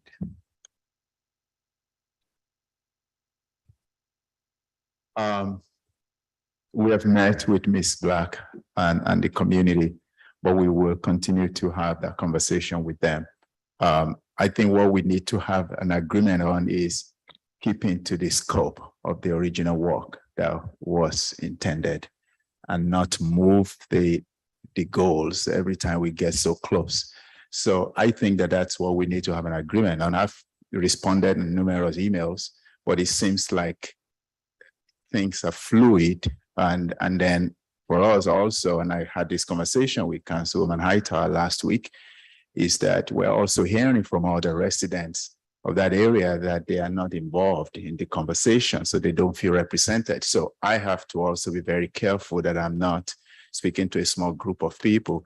So yes, we have spoken with the consultant who was out of the country, and as soon as he we have an idea as to when they are available, some dates have been provided, then we will have that meeting with them. Will that be within the next 2 weeks? I will say yes, within the next 2 to 3 weeks. Will he be back is he back in the country? He is back in Cause the I never. country. He came spoke- back I've last only week. Seen him one time and Yeah. spoken to him one time, so and he was gonna reach back out to me and he did. Yes, he came back just- last week. So, okay, yeah. A question, is there a memorandum of understanding with McAdams, with the city? So that we know what the expectations and outcomes? It's been altered. So we don't really know what it is. There was an original contract.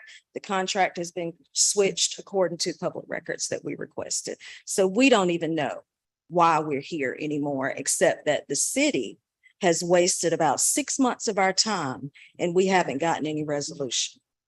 That's what we know. So we should pull that also and make it. a Yeah, I part of the guess we just conversation. need to see what that contract says. Yeah. So if we could see what the contract says and what it's designed to do would be very helpful. Cheryl McIver, followed by Louis Medina, followed by Del Stone. Cheryl McIver, 404 West Mount Council Drive. I'm just following up with Crystal, same type of concerns. To hear you say that you've talked with other members of the community and they feel like they have not been involved is something new to us, city manager. So that's not something that we've heard. We rally and we represent about 14 communities. We put out information. So if they are not involved, it's because they have chosen not to be involved. So clarity and some transparency around that conversation would be greatly appreciated.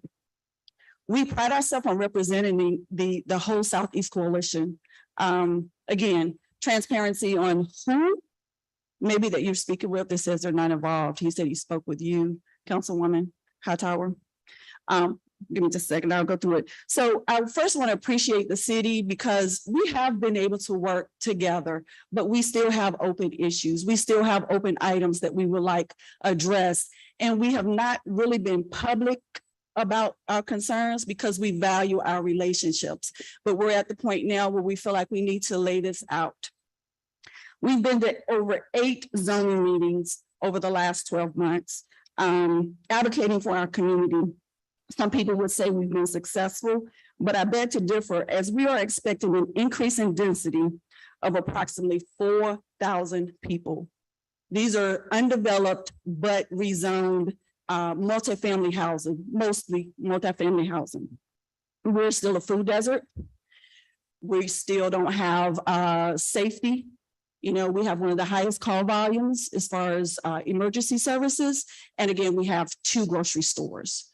So these are still things that we still have on the table that have not been addressed. We asked for a neighborhood area plan over a year ago. This is when we were appointed to have a conversation with the McAdams firm. Here we are still not resolved. We still don't know whether we're going. Sooner or later, there's going to be no land left. That's kind of where we are now. Everything is about swallowed up. So where would the grocery store go? Where's it going to go? Where's a new fire station going to go? These are things that you're going to need in an area with already high service call volumes, 4,000 more people, and zoning is still happening. So with that being said, city manager, any transparency you guys have around communities that said they're not at the table, please let us know. Thank you. So let me just say, since he mentioned to, and to be transparent, but they asked me not to, and I'm not going to, but they said they are not. So I have had conversations with some who are not. And I mean, that's, you know, if you want to provide us a list of those 14 that are, that helps. But those, I've had that conversation with a couple different ones, and they said they didn't want to. Maybe later, but at this current time, and that's, they asked me to leave it at that. Absolutely. Because I asked if they wanted to be a part, and they said. So they don't want to be a part of the conversation or they don't want to be involved with the coalition? I guess there's 2 separate things Well, there.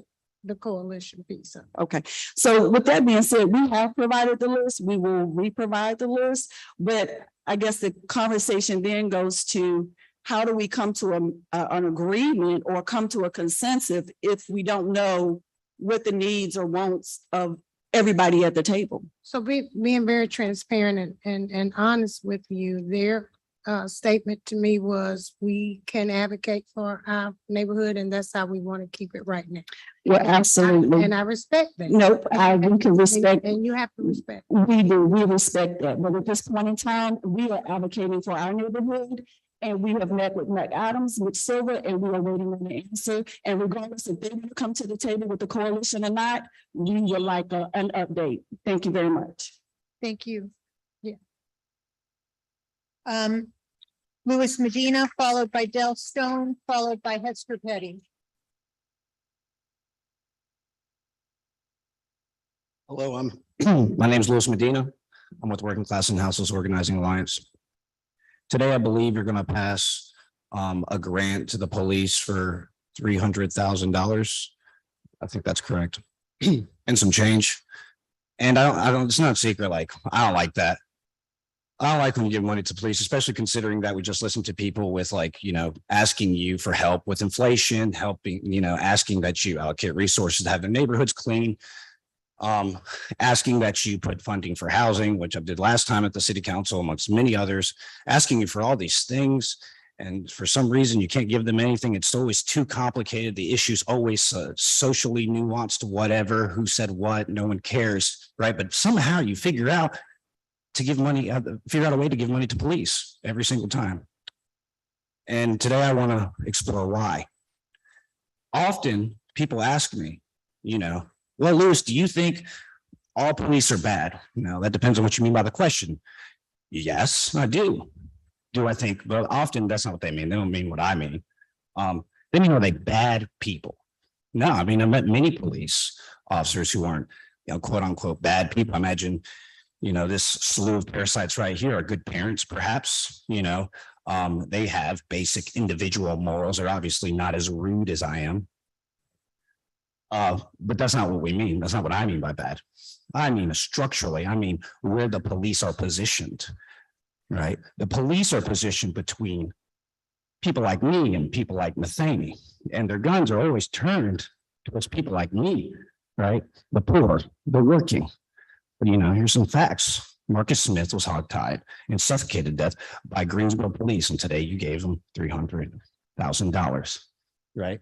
17-year-old Duke Crenshaw was gunned down at a traffic stop, right? And today you gave the police $300,000, right? Joseph Lopez was shot in the head by a police officer, part of a department that you just gave $300,000. That's more than a few bad apples, don't you think? Anyway, my point is that the police are the violent hand of this establishment that's dedicated to profit. And that's why we keep being poor, because the solution is so simple. You could just put people in houses and then they wouldn't be on the street and then they wouldn't have to be policed. But you put them out on the street. The police help you put them out on the street. They evict them, right? And then you criminalize poverty and then you over police them. And then we have more deaths. Anyway. That's it. Just to set the record straight, we are not giving the police the 297,000. That is actually, excuse me, that is a grant we are receiving. You can leave or be quiet. You can leave or be quiet. Please remove him.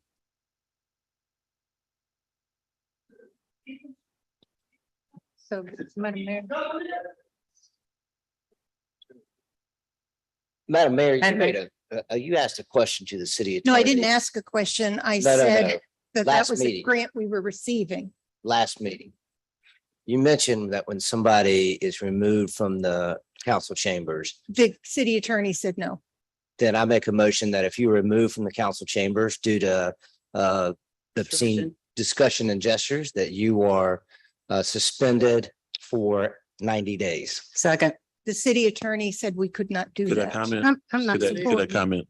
Not legal. I'm not supporting that. Legal.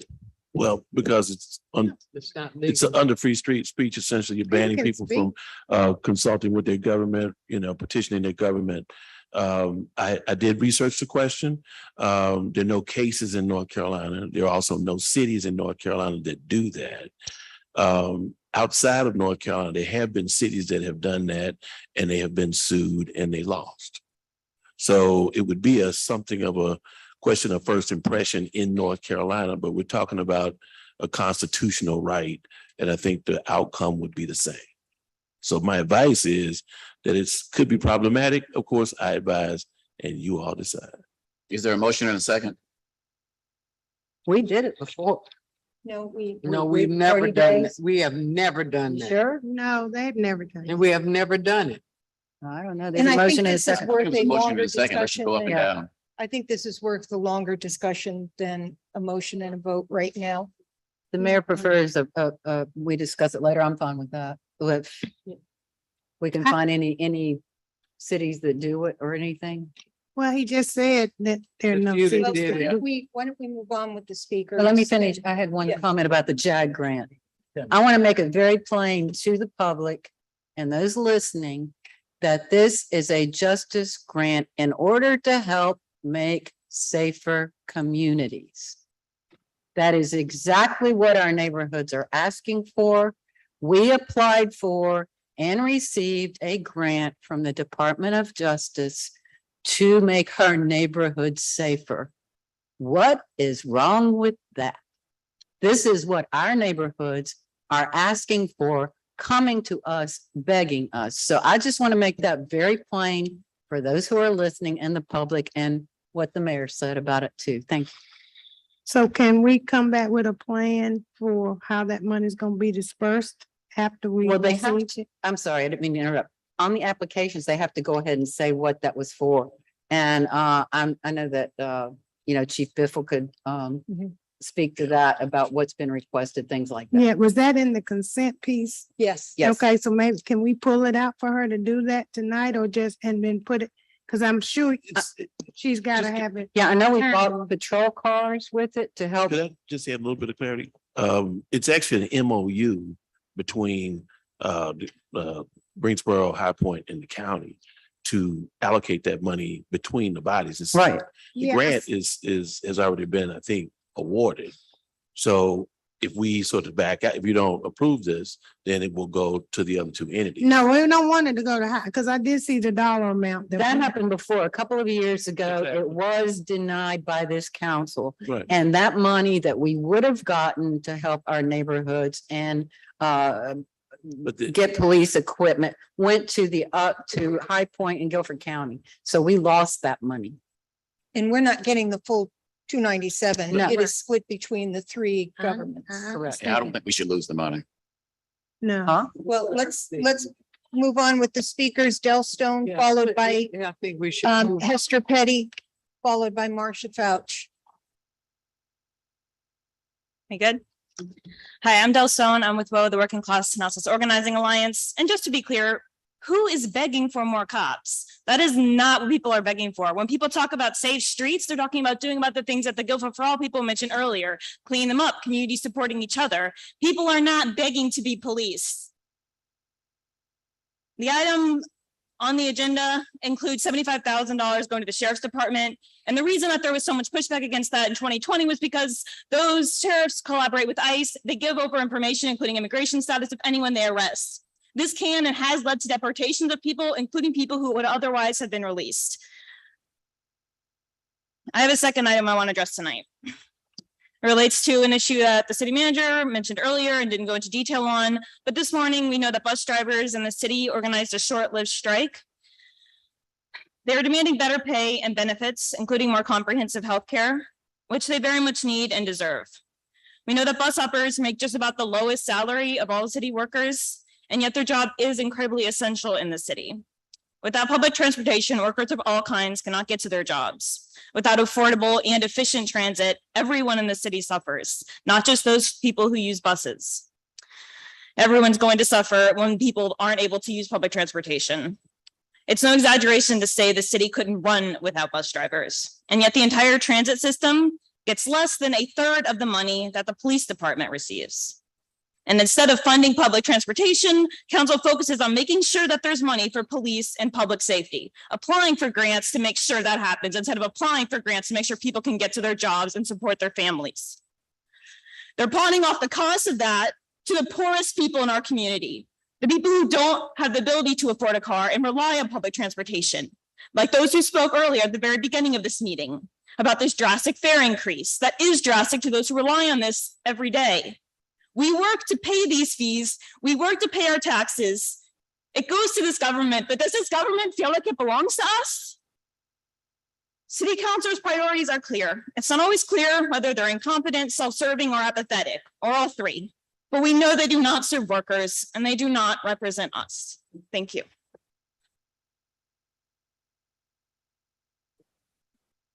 Hester Petty, followed by Marcia Fouch, followed by Paulette Montgomery.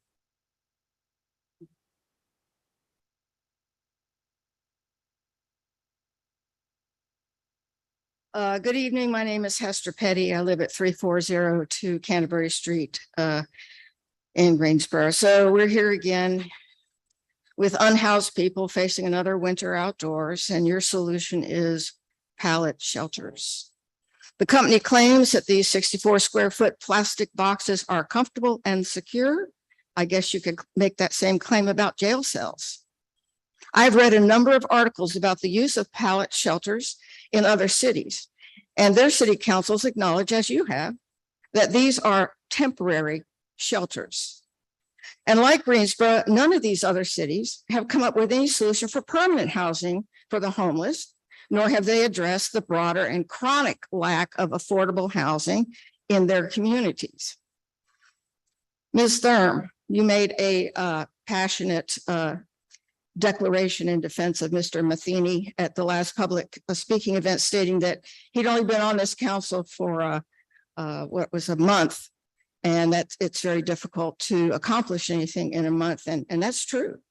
But Mr. Matheny was a city council member for about 8 years, from 2007 till 2015. He, like many of you, have a long tenure as city council members.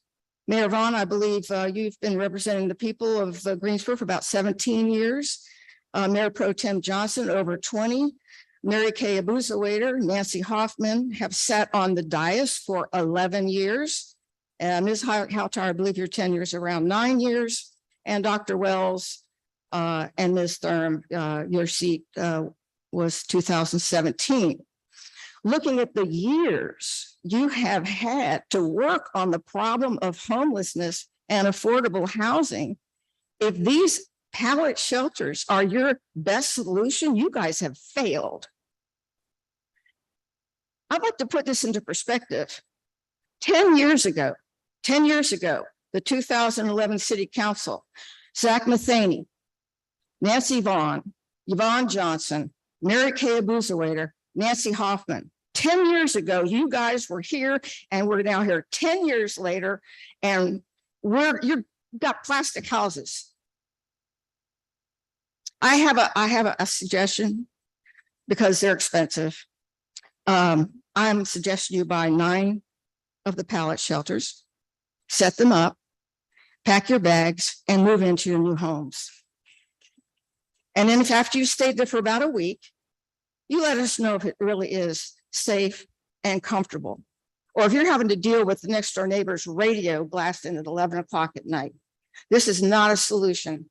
And as for the Regency Hotel, it's a money pit. You could spend $13 million and actually buy houses for 74 homeless people with that money. Madam Mayor, I just want to point out that Hester Petty and I actually agree on the pallet homes. And so it's just nice that we found that common ground, Ms. Petty.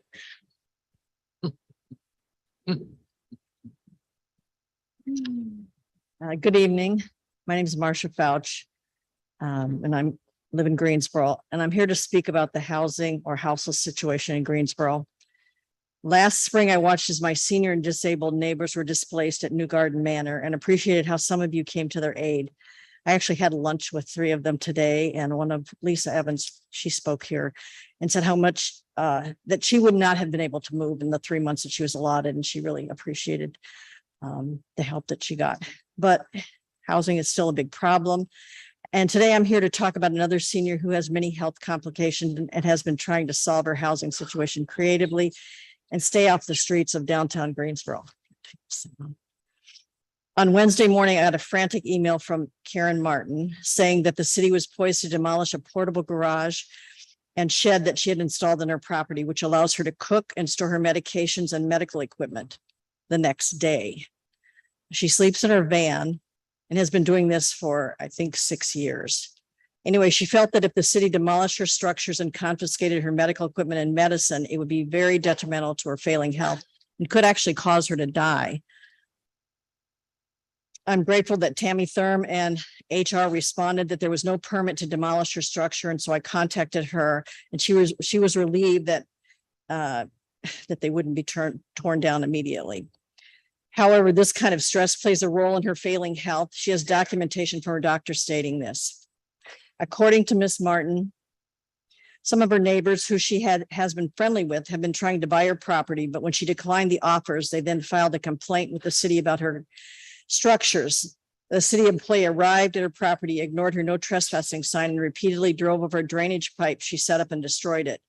When she verbally asked him to get off the property, he ignored her.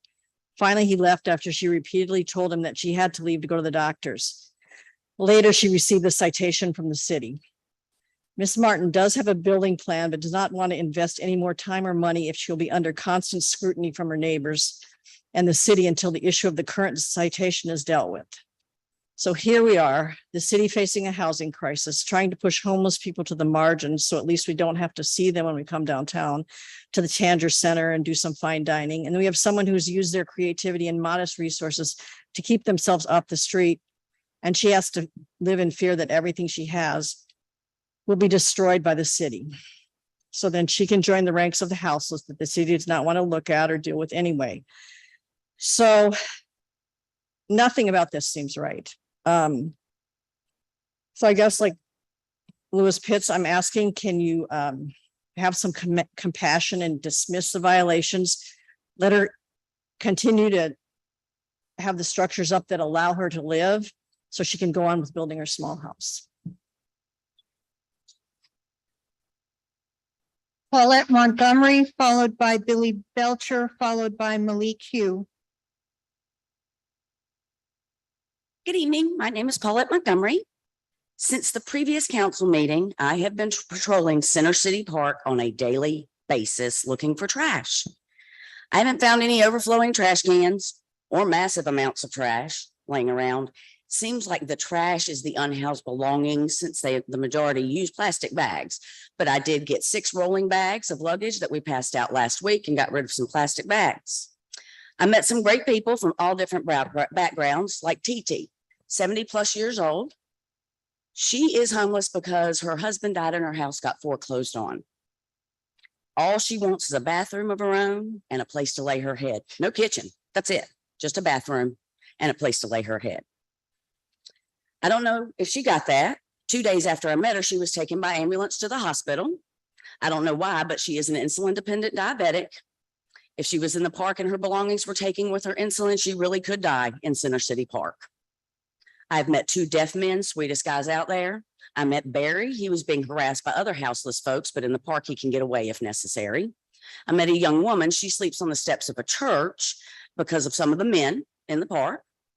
This is where my concern with the Regency Hotel and the sheds the city have purchased for our houseless. You have recovering addicts. You have active addicts. You have the physically disabled, men and women that need psychiatric intervention, children and regular folks like TT who just got foreclosed on and ended up on the streets.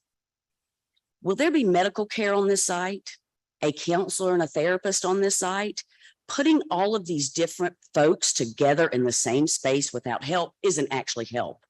It's combustible and invites an entire new set of issues our most vulnerable will have to battle. As far as the sheds, yes, they have a lock on the door, but they are half an inch thick. I wouldn't feel safe in there, and I bet all of you wouldn't either.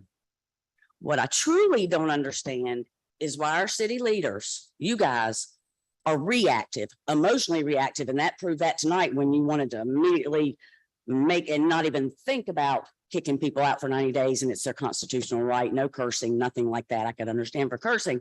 So it proved to me that you were emotionally reactive, council, several of you. I would say some are not, but several are. But you're proactive with the big money developers. These same issues come up every single year. A short-term solution would be lockers. I've spoken to many houseless folks. They said they would put their belongings in the lockers if they were available. And I am willing to help fund the cost of lockers and installation as well as fundraise. I've had several folks already offer to donate to make it happen. Perfect spot is behind the band shell by the drink machines and restrooms. Nobody can see it. I'm sure y'all would like that because they're out of the way and nobody will know they're there. If we can make it happen, let me know. I do have a question for all of you. I keep seeing the same clip of Mr. Matheny complaining about the community members we're feeding for 10 to 20 years. Where have y'all been for the 10 to 20 years? Why is it on the community? Thank you. To spend their money, their time, and fundraise? Also, the invitation is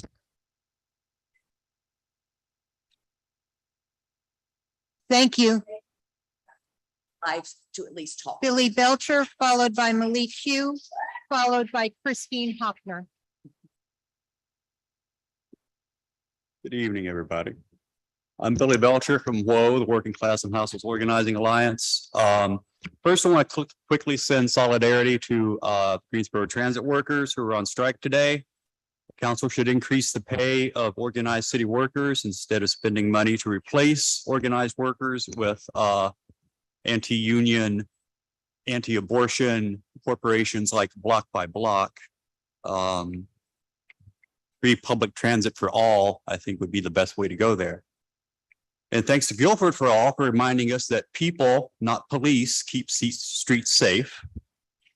And what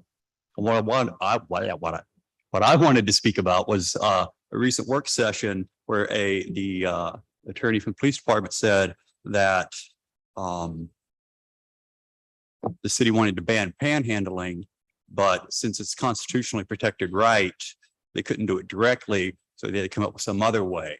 And so you ended up with those ordinances that y'all passed last month. But what exactly is the panhandling that folks wanted to ban? Like, what is panhandling?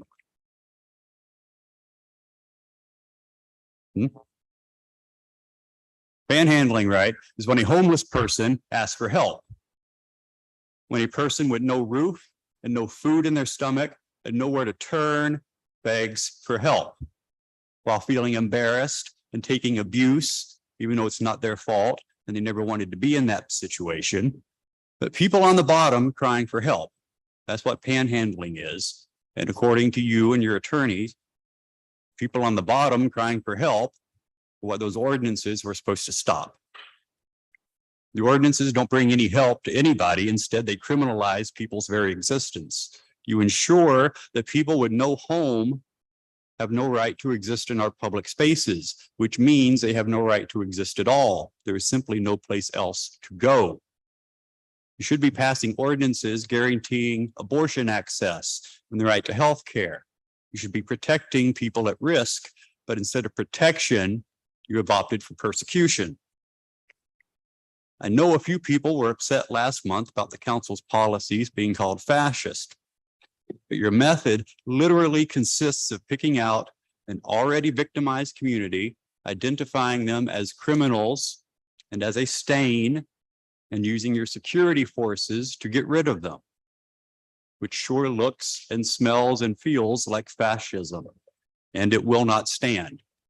You are on a path of unmitigated evil, and it is our duty to make those ordinances unenforceable. And I promise you that we, the people, will do our duty.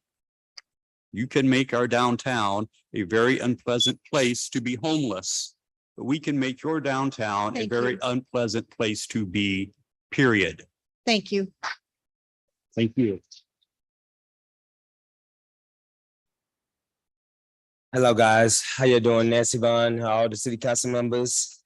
My name is Malik Huff, 5306 Ventura Drive, Greensboro, North Carolina. I'm here tonight because of my friends, my people, my colleagues, my homeless community, and the GTA community. I wanted to come out here to speak on behalf of what happened this morning. I was on the news. I did put out a little statement, and I feel like some of the things that my people and me, we had talked about is one thing we do offer, like how sometimes y'all do have us for the free rides. Sometimes when we do get a chance, they decided on that. One thing that was coming from them. And this is, I got a question for Nancy Vaughn, for some of the city council members. What would y'all want to see and how would y'all want us to help? Because I'm helping try to advocate for my homeless community, help get them off the streets. I want to know, what do y'all need? Because I'm already out here trying to advocate and voice for them. Nancy Vaughn, I want to set up a meeting with you and the rest of y'all city council members. I want to have a meeting with all of y'all at large. I want to meet with you too, because I want to come up with ideas to help my city. I'm not here to tear my city down, and I want to do the community, like clean up the streets. I like how they cleaned up the street for Old Asheboro and all that. I want to stand out here and put more of that out here, because I'm not going to see my city go down. And Nancy, I really thank you, because you have been doing so great. You have been trying to be there by our side. And to Mr. Hoffman, to you, Mr. Hoffman, and to all the other ones, I want to thank you because you came out there and you talked to us in the park. I want to thank you. I want to honor you, because this time we have somebody that comes out there to talk to us. And you, I always met with you, because I want to thank you, because you have done so great to come in to hear what I gotta say. Because you done met me at a lot of events. Most of y'all have met me at a lot of events. It's time to put out here, put more events. More y'all need to come out here and see what's going on. More y'all need to get out here and come downtown more during the daytime, like Mr. Hartman did. Like he did. He came out there and sat with us and talked and hear what we got. Zach Matheny, I'm asking you to take the next step, to be behind your colleague right there, to come out here and speak. Nancy Vaughn, I want you out here more. At large, I want all of y'all out here, because I feel like it's time for y'all to be out here. I know y'all gonna be running again soon, so I'm asking for y'all to come out here and find out what your community needs. That's what I'm asking for, and I'm asking for y'all to consider for GTA to help us get more Wi-Fi buses. And I want y'all to answer this too. Nancy Vaughn, you can answer this when you get a chance. You don't got to answer right now. But for you, I want to thank you even more, because you have been here for the longest. You have been the longest mayor that we have had in that seat. And I want to thank you. Thank you. And I believe our last speaker is Christine. I just want to make sure we are still on, correct? Yes, Madam Mayor. Okay. Mrs. Hopner? I live and work in Greensboro, and my name is Christine Hoffner. I'm concerned that the point of recent city ordinances and actions is to ensure that people without homes are kept away from places where more fortunate people would see them. In addition, City Council's commitment to actually help those who need it seems to be confused or not well thought out at times. There's the Regency situation. And here, I agree with Mary Kay Abusiator in questioning the cost of rehabbing at $150,000 per room. Certainly, more efficient ways of spending the money can be found, as in rehabbing other abandoned buildings, as was suggested to me by staff and guests at the IRC. In addition, how accessible to needed services are the Regency and the pallet houses? Meanwhile, something important's been overlooked, similar to the consequences of trashing someone's medicine being ignored when that ordinance was approved in September. What's being overlooked is the balance between the need for community among those without homes and the wide variety of survival needs those folks have. Those of you familiar with Marcus Smith as a human being know he was tight with the IRC community. And it seems you understand the importance of that community closeness through the proposing housing measures you've done. At the same time, those folks have numerous issues, So will people who are vulnerable to others in various ways be protected? Will caseworkers be on site at every location? And how will folks be assured to have access to their familiar meeting places in case they go to separate locations for housing? Without considering these kinds of things, moving folks away from downtown is like breaking up neighborhoods with highways in the 1950s. Surely you don't want to repeat that in any form. Now, finding a real solution to what's been kicked down the road for years now meets the winter quickly coming on. So there's urgency to getting people out of the cold and urgency to coming up with long-term solutions, like finding a way to use abandoned buildings to fulfill these residents' needs. Lastly, as we've seen recently, more older folks face losing their housing. So how are you preparing for that? The situation of Ms. Martin is a horrifying example of how not to interact with vulnerable people who are in a difficult situation. So I end up agreeing with Zach Matheny about the need for providing a home with wraparound services. Please don't kick this down the road. There's too much at stake. Thank you. Thank you. I believe that is the last speaker from the floor on non-agenda items. Have I missed anyone? Move the consent agenda.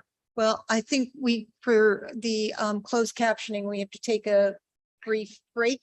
So, Surely we could get the consent agenda done. all right. Can I get a second? Got a second. All right, so Give me a break. please, Give me a break. you gotta. It's not up on the screen. Moved by Mr. Matheny, seconded by Mrs. Hoffman. Council, please vote. What is it for? Consent agenda. Huh? Consent agenda.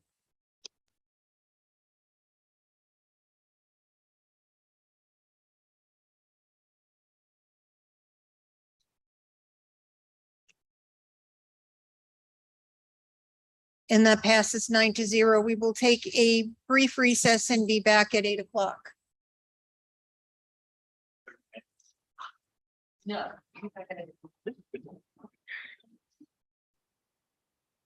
Angie?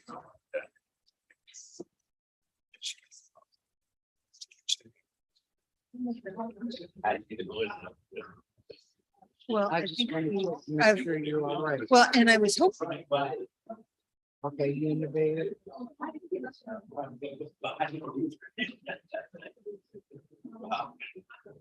Who?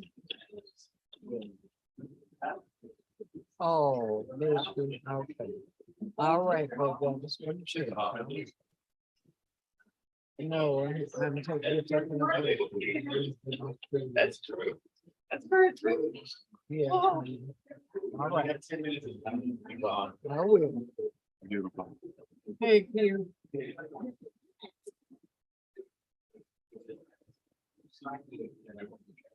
Oh, Lord, have mercy. I wish I could.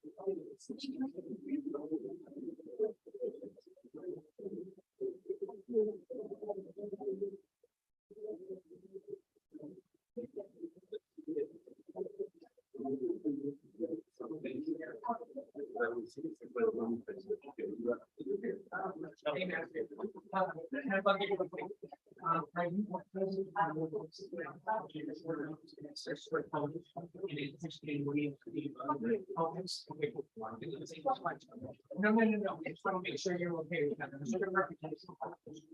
Jalen. Yeah. Thank you. Tammy, she'll be the official. She'll be the elected official. There are two staff in her back.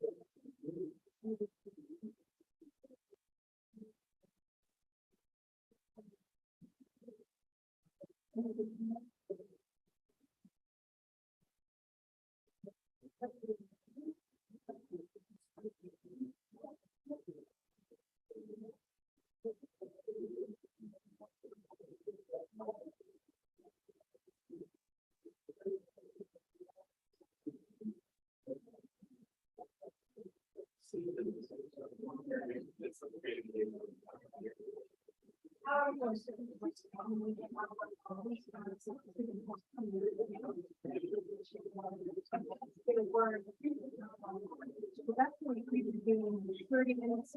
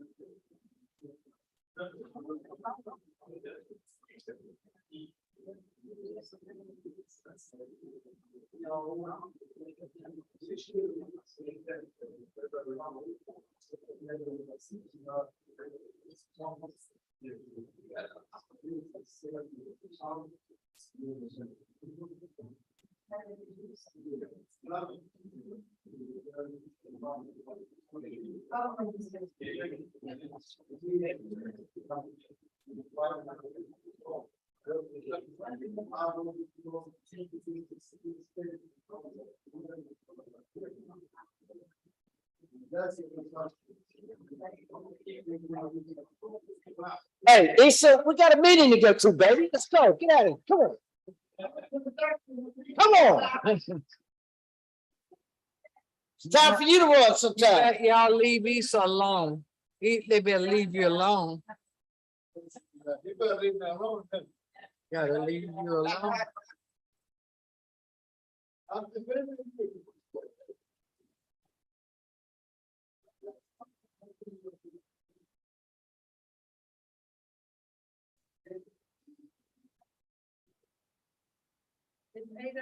Where are they? I'm here. I'm here. I'm present. Me too. Let's go to mayor.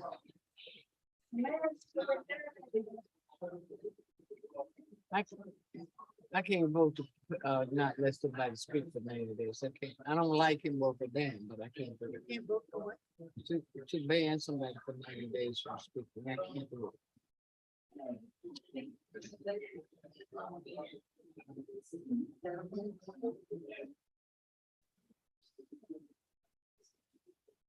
Let's get out of here. Get finished and get out of here.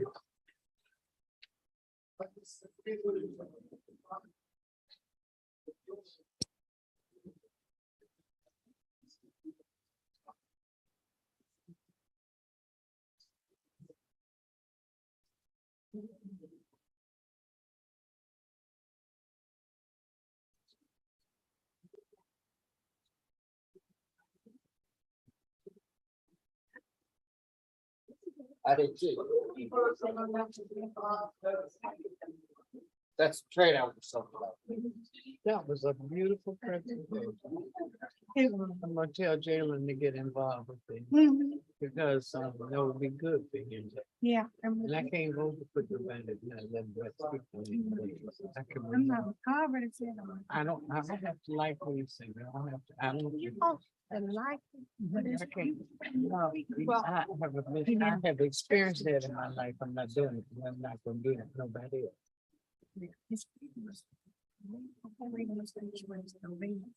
But it's- And I, no, and I wouldn't.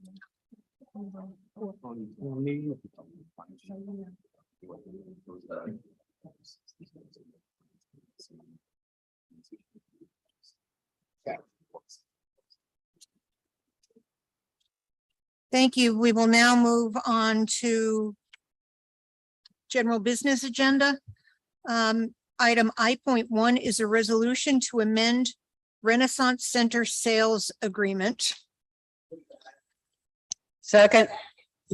If you would please do it on the screen. Sorry. Move and select at the same time.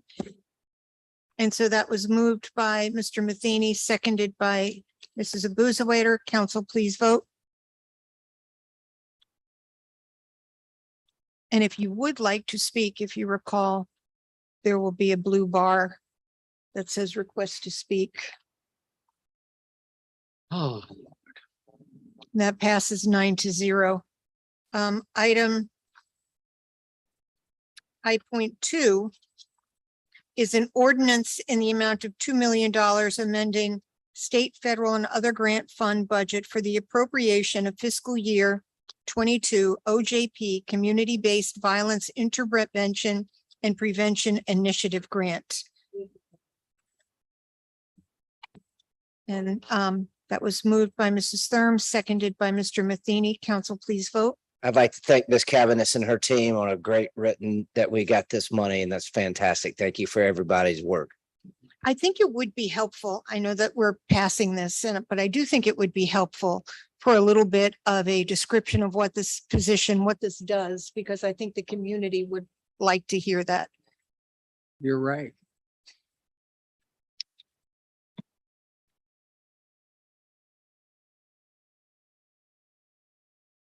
Thank you, Chief. All right, thank you for this opportunity, and I will make it quick. I know it's been a long evening. But what this does is this really bolsters what has been done by our Office of Community Engagement with the community connectors. And I mean, if you didn't get the feeling from the Ashboro neighborhood tonight, it is exactly what this grant is about. It is addressing the systemic problems in the community because we know it takes the community to help fight the violent crime that is going on. What it also does is further enhance the Office of Community Safety that the city has stood up. And Manager Letitia McNeil, she's going to be able to move forward with her initiatives that are in the process. And really coupling these two, this is a great thing for the community. This is a grant that was only awarded to 6 communities throughout the nation. So it's really an honor to have. Again, it's a 3-year grant. We have brought North Carolina A&T to do some assessments and have a lot of our community partners we've already established. So it's a great thing for the city. I appreciate Is your that support. $2 million a year each year for 3 years, or is it? It's over the duration of 3 years. So it's a total. That's Yeah, a great. total of 2 million. That's wonderful. Thank you. You're welcome. I know one thing, we can't do enough to stop violence. I mean, everything we do is so important. Because we certainly want to cut it. I know everybody does. Item I.3 is an ordinance amending section 28-103 of the Greensboro City Code of Ordinances, taxi cab rates and charges. I know that Ms. Boozwaiter has been working on this. Yes, thank you, Madam Mayor. This will help relieve some of the, as you know, taxi drivers are independent contractors, help relieve some of the extra expenses they have gone through during and after the pandemic. Their rates have not been raised since 2008.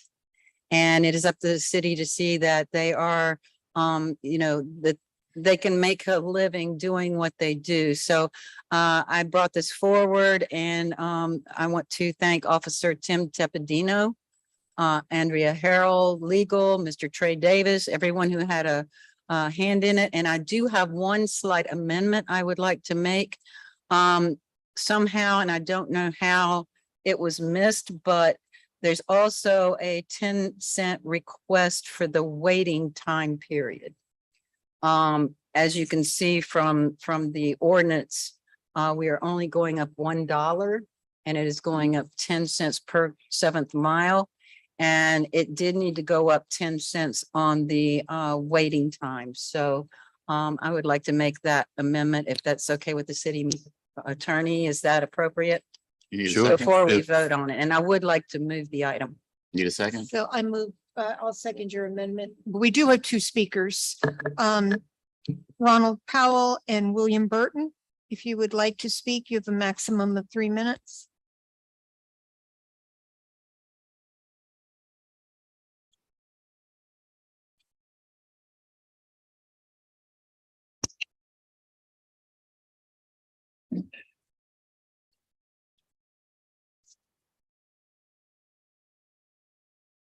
I want to say good afternoon to the mayor, city council members, and also our audience.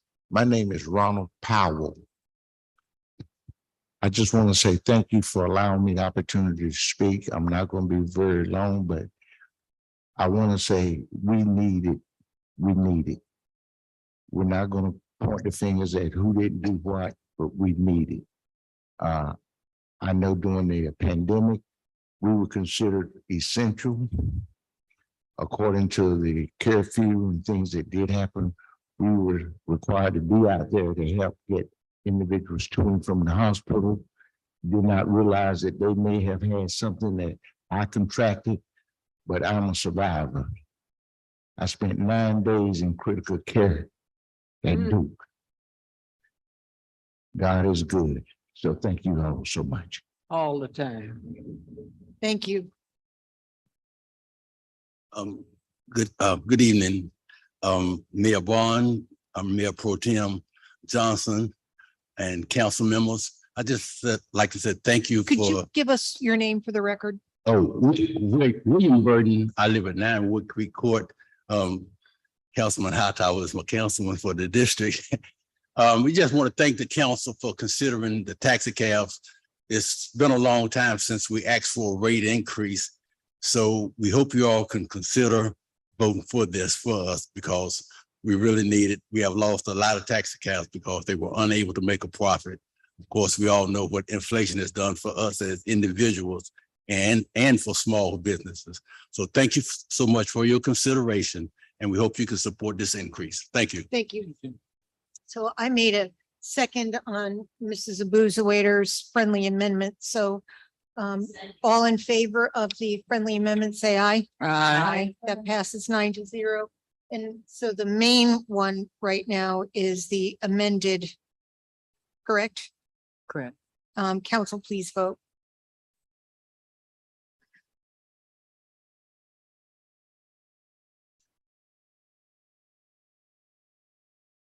And that passes 9-0. Thank you. And that is the end of our business agenda. We do now have boards and commissions. Mrs. Hoffman. Mrs. Thurm. Dr. Wells. I'd like to appoint Cassandra Brown to replace Grace Garrett on the ABC board. Second. All in favor, say aye. Aye. Opposed? Mayor Pro Tem? I want to bring up Ann Hurd again. You asked me to wait, so I waited. So the opening in District 4 is actually Mr. Holston's appointment, and he has agreed to do that. You appointed. Oh, thank you, Mr. Host. Thank you. Thank you. I'll remember that when you need something. So I'd like to place her. Anything else? No. Nope. Oh, did we vote on it? Well, Mr. Holston will do it when we get to him. Oh, okay. Okay. So I want to, at this point, I am going to appoint Mr. Holston to the GCEDA, filling the vacancy left by Mr. Outling. I assume that will be done with the approval of council. So if I have a second, all in favor, say aye. Aye. Opposed? And that passes 9-0. I also have, bear with me 1 minute, 2 appointments to the GC Jack. And they are Alicia Neal and Cynthia Coleman, and they are replacing Suzanne Nazim and drawing a blank. No, it was the other District 5. I'll let you know tomorrow, Angie, what the other replacement was. But if I could move those two together. All in favor, say aye. Correct, Mayor. It is Franca Jala. It was Franca? Okay. So that sounded like it came from heaven. I don't know where that came from, but All in favor, say aye. Aye. And then I would like to reappoint Tom Phillips to the Water Authority. If I can have a Second. second by Mrs. Johnson. All in favor, say aye. Aye. Opposed, and that passes. No. It better pass 9-0. Are Um, you serious? Mrs. Abuzawader? No, board, Sorry, none this evening. Mr. Matheny? Mr. Holston? Yes, I'd like to appoint Ann Hurd, District 4, to the Transit Advisory Commission to replace Mr. Jeffrey Surgeon, also District 4. Do we have a second? Seconded by Mrs. Thurm. All in favor, say aye. Aye. Opposed? Anything? That's it for me. Mrs. Hightower, any boards and commissions? None tonight. Council comments, Mrs. Hightower? So I have a question, Mr. City Manager, and then, the taxi cab rates we just, increased tonight, with the issue that occurred today, this morning, with, at the transit, have we considered using them sometimes as backup? I know we have to be careful because we can't step over union toes. But we But- also have to be careful how we, I don't know if it's gonna be considered a charter, and you have to be careful you use federal dollars for private. Okay, I just, privatized okay, businesses, yes. okay, all right. I just wanted to make sure that, because somebody will say, well, why didn't you use them for that? And because I want to be clear, it was not a strike this morning. And It's in some other places, they subsidize Uber or Lyft, not necessarily a taxi cab to provide those services in case of such emergencies. okay, I wish y'all would turn y'all volume up because I sure can't hear it. Well, I'm gonna get me a hearing aid one. I guess I need to get some. Say that again. Mr. City Man, attorney, get ready to say something. No, I was saying in some instances, people will subsidize what they call TNC, transportation network companies like Uber or Lyft to come in and provide emergency services in case of what happened this morning. But we don't have that yet because those are different from taxi cab operators. Okay, I see. Yeah, because they do my city right now. They use my city too, but yeah. So I was just, I just wanted to sort of clarify based on some of the comments that were made today that the employees are not employees of the city. correct. There's actually federal statute that requires that transit workers have the right to negotiate in a union setting. And state law requires that the city can't contract with union groups. So the contractor that we have in place there that they were really striking against is there to be able to engage with a union force. So that's why it's the way that is. Correct, right. Yeah, and there were some comments made that weren't accurate. Absolutely. It has the name Greensboro attached to Transit Authority, but it's actually, yeah, the workers are mostly all union now. And those that have not been union were moved to dispatch and some customer service areas as well. And to clarify too, that they're not some of the lowest workers in the city. They actually, wages are pretty good, actually, 48,000 probably. And so they are just working through some things, but they are actually some good paid employees and we have to just recognize that. But there are all challenges sometimes at certain levels. With that being said, Mr. City Manager, up until this morning, we'd had a pretty good transitional time. And so maybe after things have settled down, we could kind of get an update from the new company in the transition and how things are working. We'd like to hear from that, if you will. Yes, I've heard a thank you. couple good reports there. Accidents are down and things of that nature. So I appreciate that very much. Also, I would like to get an update on the two ordinances that we passed regarding those homeless provisions, even though they currently were on the books and you tweaked them. And I would like to know how they're being enforced. Have they had to be enforced? And what is the status of how that's going? Because you don't typically hear back from anything. I also have a question around GEHO. The greatest homecoming on earth. And I'm sorry about the tragedies that occurred earlier in the week. But they were not homecoming sanctioned events. They were not, I repeat, not homecoming A&T sanctioned events, even though they got attached to that. And so we want to be clear about that when that's floating out there. But all of the events that were sanctioned by A&T were very good events, turned out well. So I want to be clear about that. But the biggest thing I keep hearing is that it brings money into the city. I would like to know, because they interviewed downtown restaurateurs as well. Everybody was excited to have them back. Everybody says, oh, they brought money, they brought life into the businesses. With the money that they say brought in, I'd like to get an actual number if we can figure that out. And then out of those dollars, how many were taxed? How much taxes do we get out of there? And where does that tax money go? And how is it disseminated? Okay.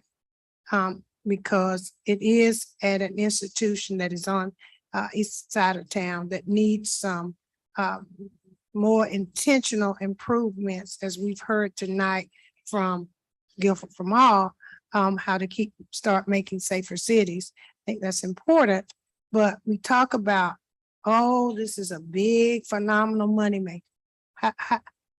What are we getting in this It's over money? 30 million, isn't it, Mr. Manager? Say that again. It's over 30 million. I know it may be well over 30 million. Well, the news kept saying 20. I've heard 30 in the past. I think it's over 30, but the manager can research that and let us know. Right. I'd like to know the same thing because people ask me all the time. Yeah. Okay. So, yeah, I would like to get that report back to all, I guess to all of us. Mayor Pro Tem is interested as well. And so, and that's it. Thank you very much. Sharon, when we talk about the revenue that comes in, I think it would be important to also qualify that number, that some of that is the revenue that restaurants make and revenue that hotels make. It's not necessarily the sales tax that ends up in our pockets. Collectively, the city may make 20 or 30 million, but what comes to the city is the sales tax portion out of that. That's why I'm asking for the breakdown, because people continue to say, and even as Mayor Pro Tem mentions, people say, well, this homecoming brought $30 million and 50, whatever. What are you doing with it? Where's that money? How is it being utilized? And so I'd like to see that, Yeah, some of it's restaurant, hotel. Listen, hotel, my cousin tried to get a hotel room. It was $400 for the night. Okay. Last week. One of them was 800. So they are making, and then one of them was 169 on Thursday, 299 on Friday. So there was a lot of good revenue made there. And I understand, but I'd just like to see the breakdown of the revenue and how that is. And then I'd like even further how we can utilize some of that revenue that is available to us for those types of investments. Thank you. Mr. Holston?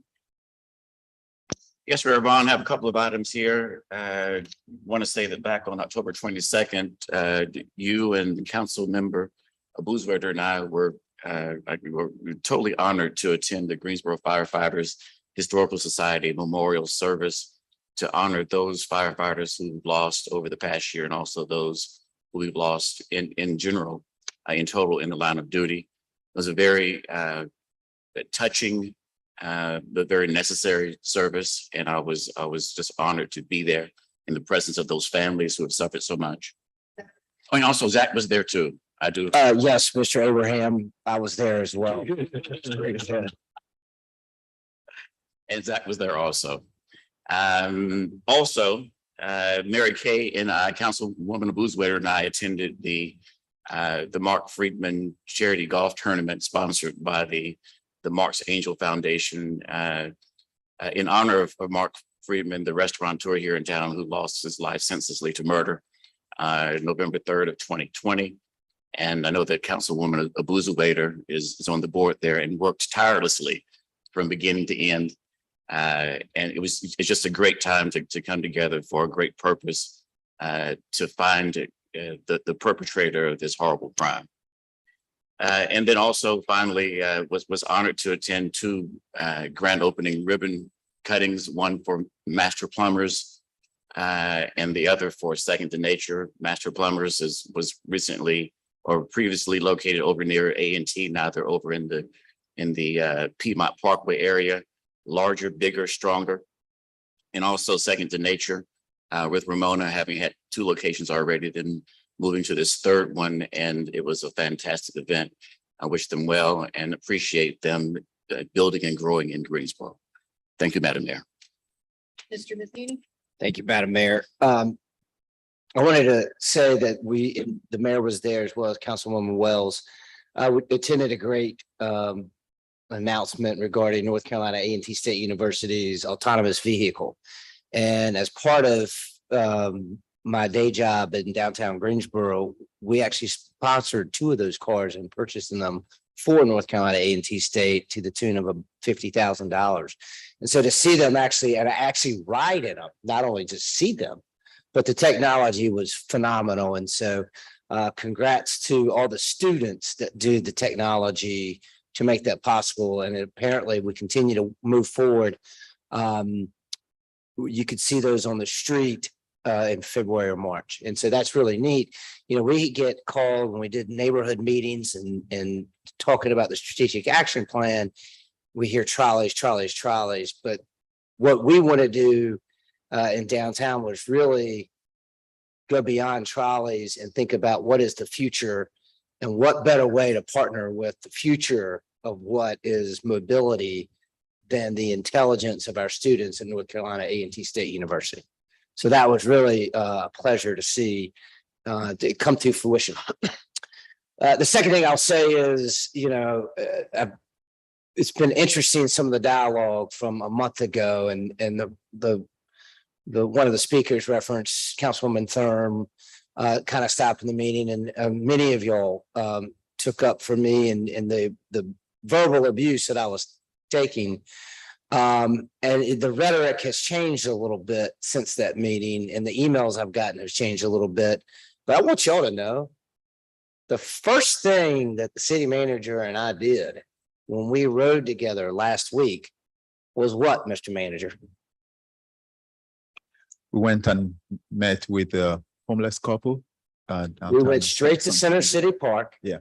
Stopped the car, got out and talked to 4 or 5 folks, talking to the lady referenced TT. I bet that's Tiffany that she was talking about that ended up having to go to the hospital. She has 6 service dogs living in the park, actually 7, had the car there. But I will tell my fellow council members that we're not sitting in some ivory tower here in the MMOB, not going to the street.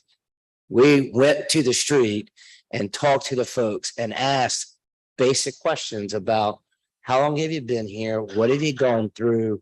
What can we do to help you get off the street? And so I just want y'all to know that when you sit up here and you take some of this stuff, the manager and I talked the talk, but we walked the walk through the park, and it went uncomfortable. They looked at us and said, "Oh, we know who y'all are," but it was a great conversation. And so I thank you for spending some time with me last week. That's all I have, Madam Mayor.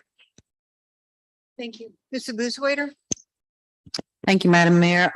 Just want to tell our Mayor Pro Tem Johnson, happy birthday. Thank She had birthday last week, so yes. And let's see, Mr. Holston mentioned the firefighter memorial. That was very touching, something that has just been revitalized in the last revitalized, rejuvenated in the last couple of years. It was stopped for 20, 30 years and has now started again. So it's something very honorable for the firefighters who have passed away. I thank Mr. Holston for mentioning the Marks Angel Foundation golf tournament, but what he didn't tell you is that he played. I didn't ask him his score and I don't need to know, but he played. And out of the tournament, $25,000 check was written to Crime Stoppers. So it's a very awesome tournament and I thank you for participating. Wanted to say a couple of weeks ago, I'm your liaison to the Piedmont Triad Regional Council. They had their meeting at the Asheboro Zoo in the solarium outside. I want to let you know that, well, as chair of the park board, we rode the park bus to the Asheboro Zoo. It is going to the Asheboro Zoo every single day, almost on the hour. And please tell all your constituents what a great way to get to the zoo. You can get down there early in the morning and stay all day long for $2.50 one way. There are packages that you can buy that are a lot cheaper as well, but please ride the park bus. You'd be amazed about how much work you can get done, and watching the scenery going down there with the leaves changing was pretty priceless. So just wanted to mention that. Last thing I'm going to say is today, actually got up at 4 a.m. to drive to Raleigh, not Charlotte. I was honored to be asked to help give a presentation with our Greensboro Police Department ATV team. You all know I took the Citizens Police Academy, then got my ATV certification.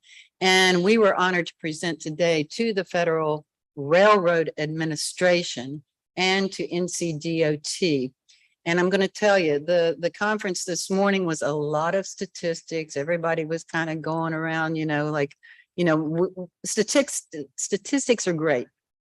But when you hear the anecdotal stories and the things that our officers and I have actually seen on the ground, I'm telling you, the demeanor in that room took a 360. It was like they were so interested in what we had to say. We got applause. We showed the videos. We showed the problem spots in Greensboro. Very briefly, I'll tell you, in 2016 and before, we had fatalities every year. 2 to 4 fatalities a year, which is horrible, absolutely horrible for train incidents. We have not had any in the last couple of years. There was one where someone deliberately got in front of the train, but I'm talking about those that are incidents that are unavoidable. Since we have been doing the education on the railroad right of way, we have had no fatalities. So, I'm very pleased with what GPD has done. I've enjoyed it, and I think we're going to get some more speaking engagements out of this. So if you hear of any, please let me know. We just want to make the railway areas safe for everyone. One important thing you'll note is that in most cities, the railroads were built with retail on one side, residential on the other side. This is just accidents waiting to happen. So, trying to mitigate that, and NCDOT is doing a lot with grade separation. They're doing Franklin Boulevard, and they're going to do some of the other ones as well. So, safety is top priority. So thank you. That was very enjoyable today. Mayor Pro Tem. I want to also congratulate North Carolina A&T State University on its wonderful homecoming, and the football team for whipping whoever they were playing. I know they beat them. But it was a great weekend. My daughter from Texas came. She loved the step show and she loved the concert. So they had a lot of wonderful things. And as Sharon said, with no violence. And so I'm thankful. I prayed for that because I don't know about you all, but I get a lot of calls about what are we going to do about the violence. I think if any of us knew, we would be millionaires because everybody in every city across the United States of America would be asking, what are you doing? But I'm just so thankful there was not violence. And I thank the police department for, I know they have the authority to go into these clubs and so forth because there were lots of people, but they were really, really sensitive. And I thank you, Chief. there was one club that said they knew they may have had too many people. They put some outside, but the police were so courteous and so nice. So thank you for that. And Mary Kay and I went to the ribbon cutting for National Insurance. They have a new team here.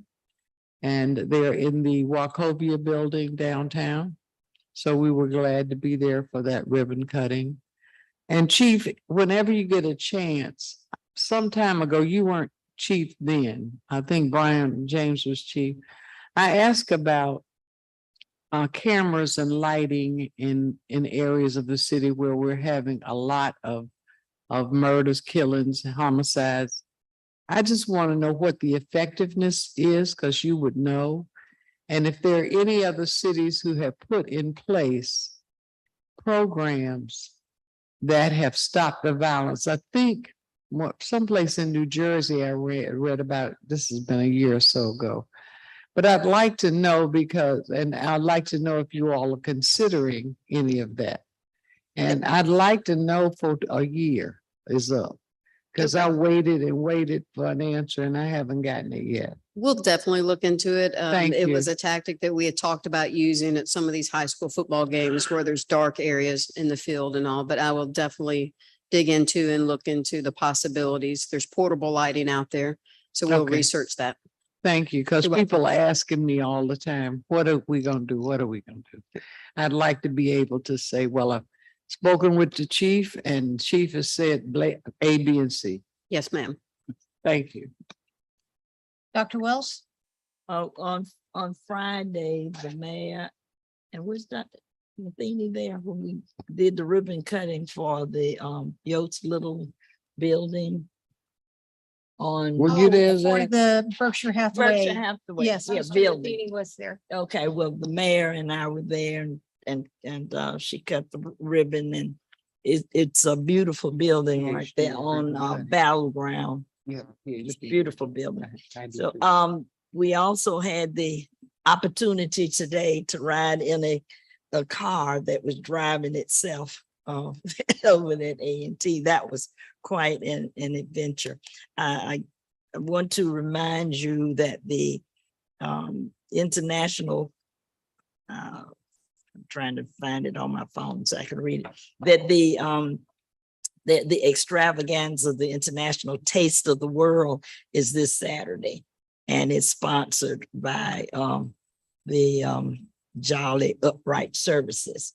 So they're inviting us to this international gathering. She tells me it's the most exciting that you would ever attend. So I plan to go for the first time. I want to remind everyone that has not been to the polls. The polls are open. Early voting will end on the 5th. So be sure to vote. Exercise your right to vote. It's very, very important. You want me to tell them who to vote for? You want me to tell them who to vote for? We can't tell them who to vote. I know. for. We just Kidding. gotta go to the polls. Go to the polls. Tammy? I just wanted to provide an update to the shopping cart ordinance and where we are on that for council and to the public. Mayor Vaughn and I had a phone conference along with some from the city manager's office with the North Carolina Retailers Association and a number of their representatives. It included just about every big box store that is in our city. Their regional manager was on that call. We have decided that for right now, we're going to hold the ordinance for 90 days. We've agreed on a partnership whereby anybody in the city can call into our community relations department. That number is 373-2723 to report carts that are abandoned, shopping carts that are abandoned in the city. And we will reach out, the community relations department will reach out to the retailers and let them know where their carts are and request them to come pick them up. It is our hope that we can get great cooperation between the residents of the city and the retailers of the city to address this issue without having to institute any sort of penalties, charges, fines, whatever. We all agreed to operate this way for roughly 90 days or to the middle of January and see where we are at that time. And then we'll reassess whether or not the approach that we are currently will be using will work, or whether we're going to need to get a little stronger and look at the actual ordinance. But I am very hopeful that we've got the cooperation of the district managers and the retailers in our community to help us address this problem. I know the day of the call, the city manager and I rode District 5, and we came to one location where there must have been 35 to 40 carts all in one place, and had obviously been there for a while. This is an ongoing problem. It's particularly bad in District 5 in the Wendover region. And I am very hopeful that this will begin to address the problem and that we can move forward from here. So that's the latest update. Wanted to let everybody know. Please let your constituents know as you see grocery carts or any kind of carts out and about. Feel free to call Community Relations. Again, that number is 373-2723. It would be most helpful if you could tell them what retail establishment the carts are from. I know for most of us, you can tell a Harris Teeter cart from a Target cart, from a Home Depot, from Lowe's, etc. If you can identify where the carts are from, that would be very helpful in making sure we get those picked up as soon as possible by those retailers. So thank you to everybody that has worked on this, and hopefully this will address the issue. I want to thank Mrs. Thurm for the great job she did on that call. At the beginning of the call, it seemed like we were kind of far apart. And it was a really good, worthwhile discussion. And I think we met at a really good place. We'll see how that goes over the next 90 days. The regional managers were all very engaged and recognized that this was an issue. And it did sound like they wanted to be a partner in how to solve it. So thank you for bringing that group together. Mrs. Hoffman? I really have very little, but again, I think Dr. Wells mentioned this. Encourage everyone, of course, to vote early. But if not, election day. And I actually have volunteered or was asked to be a poll worker. I've done the training in the past. So I readily agreed to take the early morning time slot at Beaufort Elementary. That's where I was assigned, and I'm really delighted to do that. For 2 years before I was on council, I actually volunteered at Blueford 2 afternoons a week to help to tutor students in math and reading. So I'm going to be very happy to be back at that little school in that neighborhood. So encourage again. The numbers that look good. I mean, I think we're going to exceed nationally the number of people voting over the last midterm. So that's good.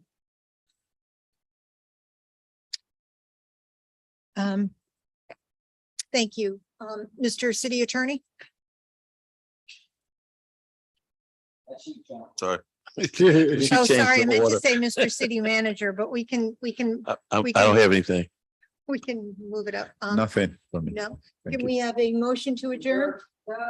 All right, moved by Mr. Matheny, seconded by Mrs. Boozawaiter. All in favor, say aye.